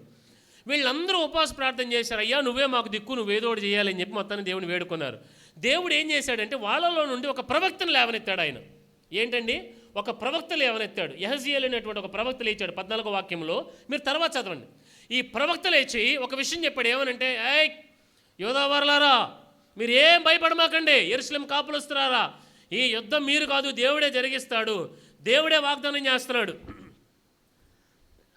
ఈ యుద్ధాన్ని నేనే చేస్తాను, మీరు భయపడమాకండి, జడియమాకండి. రేపు నేను చెప్పినట్టుగా మీరు ఎక్కడికి వెళ్తారు? ఏమండి అక్కడ మీరు చదివితే చూడండి 17వ వాక్యములో, ఇదిగోండి, భయపడకుడి, జడియకుడి, రేపు వారి మీదకి పోవుడి, యెహోవా మీతో కూడా ఉండును అని చెప్పి ఈ ప్రవక్త గారు ప్రవచనాత్మకంగా కొన్ని విషయాలు చెప్పాడు. చెప్పినప్పుడు ఈ యెహోషాపాతు గారు ఏం చేశారంటే, సరే యుద్ధానికి అందరూ సిద్ధంగా ఉన్నారా అని అన్నాడు. ఆయన చెప్పరేంటండి? ఎవరు ఉన్నారా? సిద్ధంగా ఉన్నారా? చెప్పరేంటండి మీరే? యుద్ధానికి సిద్ధంగా ఉన్నారా అని అంటే సిద్ధం అని అన్నారు అందరూ. అప్పుడు ఏమనాలి? నెక్స్ట్ ఈయన ఏమనాలి? కత్తులు పదును పెట్టండి, డాళ్ళు రెడీ చేయండి, గుర్రాలను మేపండి, ఏనుగులను సిద్ధపరచండి, ఇదేంటి విలుకాళ్ళు, ఈ బాణాలు వేసే వాళ్ళందరూ రెడీ చేయండి, ఇదేంటి కాల్బలం, అశ్వబలం, ఆ బలం, ఈ బలం, అందరూ రెడీగా ఉండండి, ఇది మన ప్లాన్, ఇది స్కెచ్, ఇదంతా చేయాలి కదా. ఆయన ఏమన్నాడు తెలుసా? ముందు గాయకులను పాటలు పిలిచి కొయిర్ టీమును ముందుకు రండి అన్నాడు. ఆయన లేవీయులని పిలవండి. లేవీలు ఆయన ఏం చేశాడు చూడండి, అక్కడ మీరు గమనిస్తే చూడండి 21వ వాక్యం. అతడు జనులను హెచ్చరిక చేసిన తరువాత యెహోవాను స్తుతించుటకు గాయకులను ఏర్పరిచి పాడేవాళ్ళని పెట్టి, వారు పరిశుద్ధాలంకారాలను ధరించిన సైన్యం ముందు నడుచుచు యెహోవా కృప నిరంతరమును ఆయన స్తుతించుడైన స్తోత్రము చేటుకు వారిని నియమించెను. వారు పాడుటకు స్తుతించుటకు మొదలుపెట్టగా యెహోవా యోధా వారి మీదకు వచ్చిన అమోనీయుల మీదను, మోయాబీల మీదను, శేయీరు మనివాసుల మీద మాటుగాంటను పెట్టును గనక వారు హతులయ్యిరి. హల్లెలూయా. వీళ్ళు యుద్ధానికి ఎలా వెళ్ళారు తెలుసా? వీరు యుద్ధానికి ఎలా వెళ్ళాలి తెలుసా? ముందు కోయిర్ టీం నిలబెట్టారు, లేవీలు నిలబెట్టారు, యాజకులు నిలబెట్టారు, అందరినీ నిలబెట్టి లైన్లో నుంచోబెట్టి అయింది. పాస్టర్ గారు ఏంటి మనల్ని నుంచోబెట్టాడు, యుద్ధంలో బాణాలన్నీ తగిలితే ఫస్ట్ మనకు తగులుతాయి, దేవుడు ప్రార్థన చేసాం, లెక్క అయితే ఏం చేయాలి, సైనికులు ముందు నుంచోబెట్టాలి, ఈయనేంటి మనల్ని ఇలా చేశాడు అని అనుకోవాలి కదా. దేవుని స్వరానికి లోబడ్డారు. హల్లెలూయా. మీకు అర్థమైంది నేను చెప్పింది? నిజం చెప్పండి, నిజం చెప్పండి. మీరైతే ఏం చేస్తారు చెప్పండి? మీరైతే ఏం చెప్తారు చెప్పండి? పాస్టర్ గారు లేనిపోయింది, నేను అందరికంటే వెనకాల వస్తా. ఏంటండి, ముందు బాణాలు పడినా యుద్ధం ఏమైనా కానీ యుద్ధం భీకరంగా గట్టిగా జరుగుతుందంటే వెనక నుంచి వెనక వెళ్ళిపోదాం, లేనిపోయింది. అవునా కాదా? కానీ యెహోషాపాతు ఏదైతే చెప్పాడో వీళ్ళు చేశారు. మూడోది ఏంటో తెలుసా? ఉపవాసంలో జరగాల్సింది ఏంటో తెలుసా? నడిపింపుకు లోబడు, దేవుని స్వరానికి లోబడు, దైవజనుని స్వరానికి లోబడు. వాస్తవానికి నువ్వు యుద్ధానికి వెళ్ళేటప్పుడు ఎవరన్నా కానీ బలం కలిగిన వాళ్ళని తీసుకెళ్ళాలి. వీళ్ళు బాగా పాటలు పాడే వాళ్ళని తీసుకెళ్ళారు. అందుకని జాగ్రత్త, పాటలు బాగా పాడమాకండి, సరదా కట్టినలేండి. బాగా పాటలు పాడే వాళ్ళని బ్రహ్మాండంగా లైన్లో పెట్టి శుభ్రంగా పంక్తులుగా తీసుకుని వెళ్ళారు. జరిగింది ఏంటో తెలుసా? వీళ్ళు యుద్ధము యెహోవాదే అని పాడుకుంటూ వెళ్ళారు. అక్కడికి వెళ్ళేసరికి శత్రువు చనిపోయి ఉన్నాడు. హల్లెలూయా. దేవుని బిడ్డలారా, గ్రహిస్తున్నారా? ఎవడైతే దేవుని స్వరానికి లోబడతాడో, ఆయన అన్నాడు నువ్వు యుద్ధం చేయొద్దు అని అన్నాడు. వీళ్ళు ఏం చేయాలి? లెక్క అయితే ఎందుకన్నా మంచిదో కత్తి పక్కన పెట్టుకుందాం అని అనుకోవాలి. అవునా? ఎందుకన్నా మంచిది కత్తి సైలెంట్గా పెట్టుకుని అవసరమైతే టకాలను బయటికి తీసేది. ఎందుకంటే దేవుడు ఏం చెప్పాడు? యుద్ధం మీరు చేయాల్సిన పని లేదన్నప్పుడు ఇంక దేనికి కదా వీళ్ళు ఎవరు తీసుకెళ్ళా. మీకు అర్థమవుతుంది నేను చెప్పేది? ఒకసారి ఎక్కడో చెప్తుంటే విన్నా నేను. ఒకసారి పాస్టర్ గారు చెప్పారనంట, ఏమనంటే వర్షాలు పడట్లేదు, ఉపవాస ప్రార్థన చేద్దాం, కరువు వచ్చేస్తుంది, అందరూ ప్రార్థనకు రండి అని చెప్పాడంట. చెప్తే అందరూ సంఘమంతా కదిలొచ్చారు. ఒకే ఒక పిల్ల గొడుగు తెచ్చుకుంది. సపట్లు కొట్టండి గట్టిగా.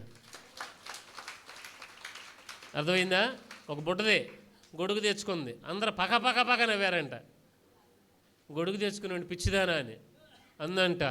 మనం ప్రార్థన చేస్తాం, దేవుడు వర్షాన్ని కురిపిస్తాడు, మీరు తడుచుకుంటూ వెళ్ళండి, నేను తడవకుండా వెళ్తాను అందంట. మామూలుది కాదు గొడుగు, మంచి టపాకాయ పిల్ల. హల్లెలూయా. మీకు అర్థమవుతుందా? వీళ్ళందరూ యుద్ధానికి ఏం చేయాలి, ఎలాగెళ్ళాలి?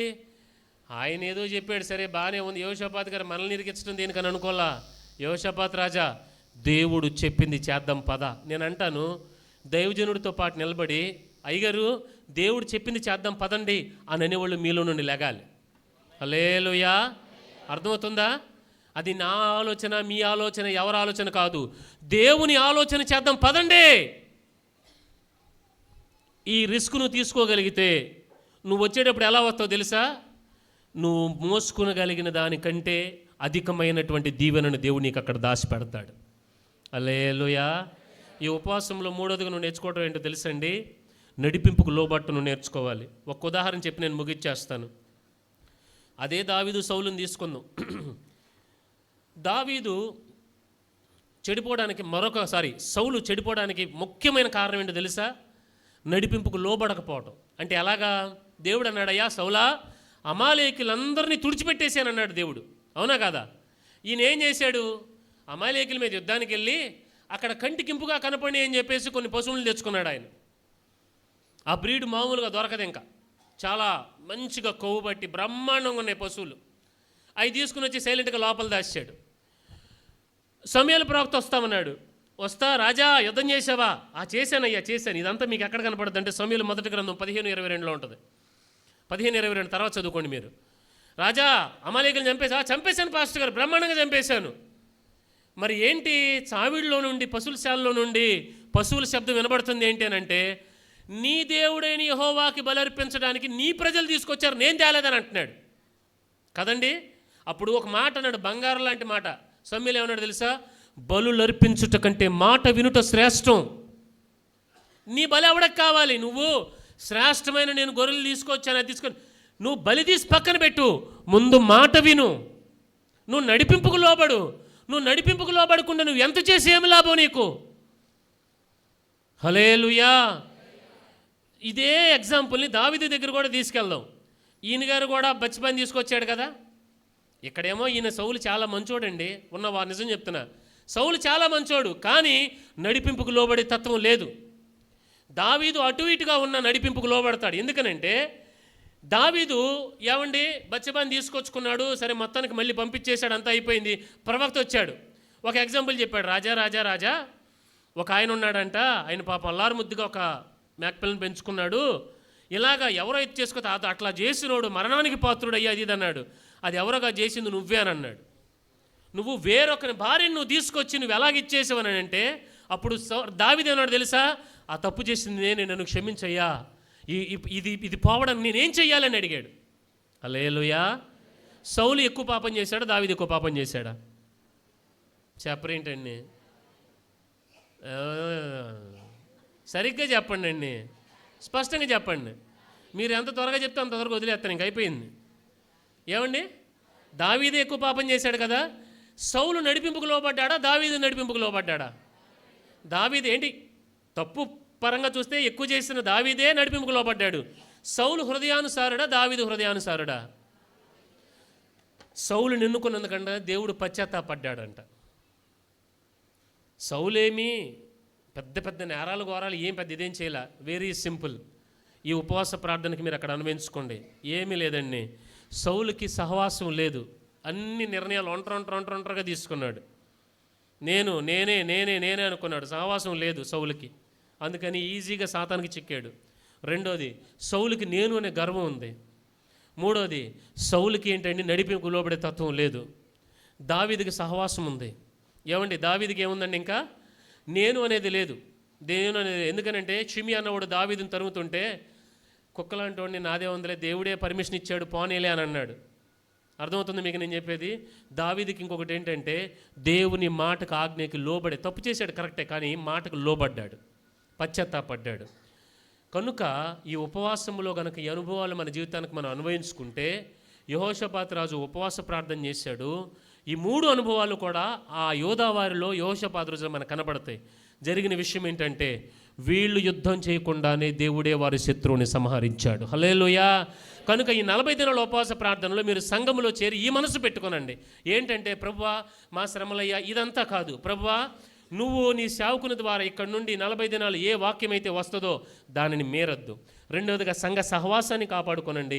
మీలో నేను అనేది లేకుండా తగ్గించుకుని ఐక్యత కలిగి దైవజనునితో కలిసి మీ తోటి వారితో కలిసి నా మీద దేవుని ప్రణాళిక ఏంటి అనేది దేవుని చిత్తం చేయడానికి నడుము కట్టుకోండి. యుద్ధం మీరు కాదు జరిగించాల్సింది. మీరు ఈ భక్తిని చేస్తూ ఉండగానే దేవుడే మిమ్మల్ని దీవించి మీ శత్రువులను ఆయన అణచివేస్తాడు. హల్లెలూయా. దేవుడు అట్టి కృపని మీ అందరికీ దయచేయునుగాక. అట్టి ఉద్యమము, అట్టి వైరాగ్యము, అట్టి ఆత్మీయత, అట్టి ఆశీర్వాదమును ఈ 40 దినాల ఉపవాస ప్రార్థనలో ప్రభు దయచేయునుగాక. అందరూ తలలు వంచుదామని ప్రార్థన చేసుకుందాం. కొద్ది క్షణాలండి.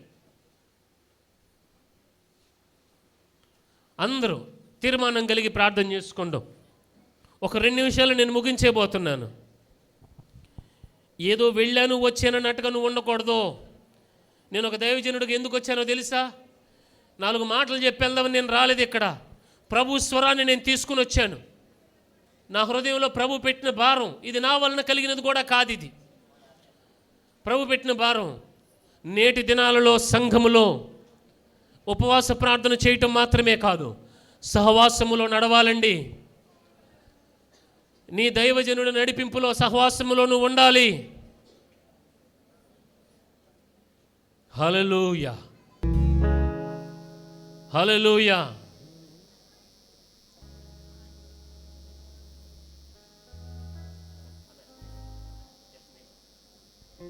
హల్లెలూయా, హల్లెలూయా, హల్లెలూయా. అందరం ప్రార్థన చేసుకుందామండి. ఈ 40 దినాల ఉపవాస ప్రార్థన వలన సంఘములో సహవాసము, ఐక్యత, ఉజ్జీవము, వైరాగ్యము, సంఘ బిడ్డల కుటుంబాలలో ఉన్నటువంటి బలహీనతల నుంచి విడుదల, ఆర్థిక శాపము నుండి విడుదల, కుటుంబపరమైన సమస్యల నుంచి విడుదల, పిల్లల చదువులలో గొప్ప జయము ప్రభు అనుగ్రహించబోతూ ఉన్నాడు. ఈ 40 దినాలు ముగించేసరికి మీలో ఒక్కొక్కరు కృతజ్ఞతాస్తుతులు, కృతజ్ఞతా కూటములు మీరు ఏర్పాటు చేసుకొందురుగాక. హల్లెలూయా. నాతో వస్తే దిగులు నాకుండదు. ఎస్ లార్డ్, నీవే నాతో వస్తే దిగులు నాకుండదు. నీవే ఆజ్ఞాపిస్తే తెగులు నల్లంటదు. నీవే ఆజ్ఞాపిస్తే తెగులు నల్లంటదు. నీవే కావాలయ్యా, నాతో రావాలయ్యా. నీవే కావాలయ్యా, నాతో రావాలయ్యా. యేసు నీవే కావాలయ్యా, నాతో కూడా రావాలయ్యా. యేసయ్యా నీవే కావాలయ్యా, నాతో కూడా రావాలయ్యా. గనుడా నీ దివ్య సన్నిధి నన్ను ఆదుకొనే నా పెన్నిధి. గనుడా నీ దివ్య సన్నిధి నన్ను ఆదుకొనే నా పెన్నిధి. నీవే కావాలయ్యా, నాతో రావాలయ్యా. నీవే కావాలయ్యా, నాతో రావాలయ్యా. యేసు నీవే కావాలయ్యా, నాతో కూడా రావాలయ్యా. యేసయ్యా నీవే కావాలయ్యా, నాతో కూడా రావాలయ్యా. నాతో కూడా రావాలయ్యా, నాతో కూడా రావాలయ్యా. సహోదరి సహోదరుడా, ఈ రాత్రి నువ్వు తిరిగి వెళ్ళేటప్పుడు ప్రభువుని నువ్వు తీసుకుని వెళ్ళాలి. ఈ 40 దినాలు నువ్వు ఇక్కడ ప్రభువుతో ఉండాలి. ఏ ఒక్కరోజు నువ్వు తప్పిపోకూడదమ్మా. దేవుని అడుగయ్యా, నేను ఆశపడుతున్నాను నీ సన్నిధిలో 40 దినాలు నేను ఉండాలని. నాకు సహాయం చేయి, నాకు ఆరోగ్యం నువ్వు ప్రభువా, నాకు పరిస్థితులను అనుకూలపరచయ్యా. అన్నా, తమ్ముడు, ఏదో ఆదివారం మందిరానికి వచ్చి వెళ్ళిపోతున్నావా, లేదో ఒక ఈస్టర్ పండుగకో క్రిస్మస్కో వస్తున్నావా? దాని కొరకు నేను దేవుడు ఏర్పాటు చేసుకోలేదు. పురుషులు దేవుని సన్నిధిలో ఉండాలని దేవుడు నియమించాడండి. దేవుని సన్నిధిలో ఉండినట్లుగా తీర్మానం చేసుకో. ఈ ఉపవాసంలో ఈ 40 దినాలలో కూలిని నీ బలిపీఠము సరిచేయబడునుగాక. కోల్పోయిన అభిషేకము తిరిగి మరల నీకు అనుగ్రహింపబడునుగాక. దేవుని దీవెన నీ తల మీదకి దిగి వచ్చునుగాక. అందరం తీర్మానం కలిగి ప్రార్థన చేసుకుందాం. అలాగే ప్రార్థన పూర్వకంగా ఉందాం. ప్రేమ స్వరూపి దయగల మా తండ్రి, మీ పరిశుద్ధమైన ఘనమైన నామాన్ని బట్టి మీ వందనాలు. ఈ చివరి దినాలలో ప్రభువా, మీరు మీ రాకడ కొరకు సంఘాన్ని మీరు సిద్ధపరుస్తున్నారయ్యా. ఆయా ప్రాంతంలో మీ ఏర్పాట్లో ఉన్న సంఘాలను, మీ ఏర్పాట్లో ఉన్న సేవకులను, నాయన ప్రతి విశ్వాసిని నా తండ్రి మీరు దర్శించి ప్రభువా మీ రాకడకు సిద్ధపరుస్తున్న విధానాన్ని బట్టి మీ వందనాలు. ఈ పని మీరు జరిగిస్తున్నారు, మీ వందనాలు. ఈ 40 దినాల ఉపవాస ప్రార్థన మీరు జరిగిస్తున్నారు, మీ వందనాలయ్యా. ప్రభువా, జరిగే ఉపవాస ప్రార్థనలు అభిషేకించండి అయ్యా. మోషే మీ సన్నిధిలో ఉండి జనులకు నాయన ఆజ్ఞలను తీసుకుని వచ్చాడు. నాయన ఏలియా 40 దినాలు ప్రయాణం చేసి నా తండ్రి అయ్యా యేసయ్య మీ చిత్తానుసారముగా మిమ్మల్ని కలుసుకున్నాడు ప్రభువా. నా తండ్రి ప్రభు నాయన 40 దినాల ఉపవాస ప్రార్థన చేసి సేవలో బలమైన పాత్రగా వాడబడ్డాడు ప్రభువా. అటు రీతిగా ఈ 40 దినాలలో ఈ ప్రజలు మిమ్మల్ని కలుసుకొందురుగాక. మీ ప్రజలు మిమ్మల్ని కలుసుకొందురుగాక. మీ పిల్లలు మిమ్మల్ని తెలుసుకొందురుగాక. అయినా మా ముందు యెహోషాపాతు రాజును యూదా ప్రజలను పెట్టారు అయ్యా. శత్రు వారి కంటే బలమైన వారు ప్రభువా.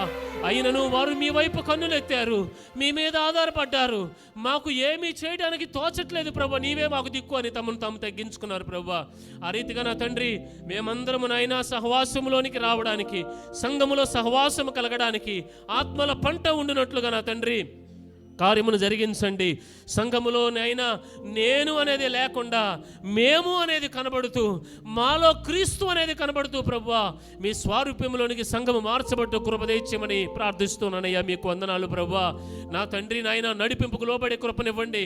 మీ యొద్ద నుండి మాకు వస్తున్న ప్రతి స్వరము నాయన తండ్రి, ప్రతి మాటకు మేము లోబడే వారిగా ఉండేటట్టు సహాయం చేయండి. ఏదో 4 మాటలు విని బాగుంది బాలేదు అనుకుని వెళ్ళడం కాదయ్యా.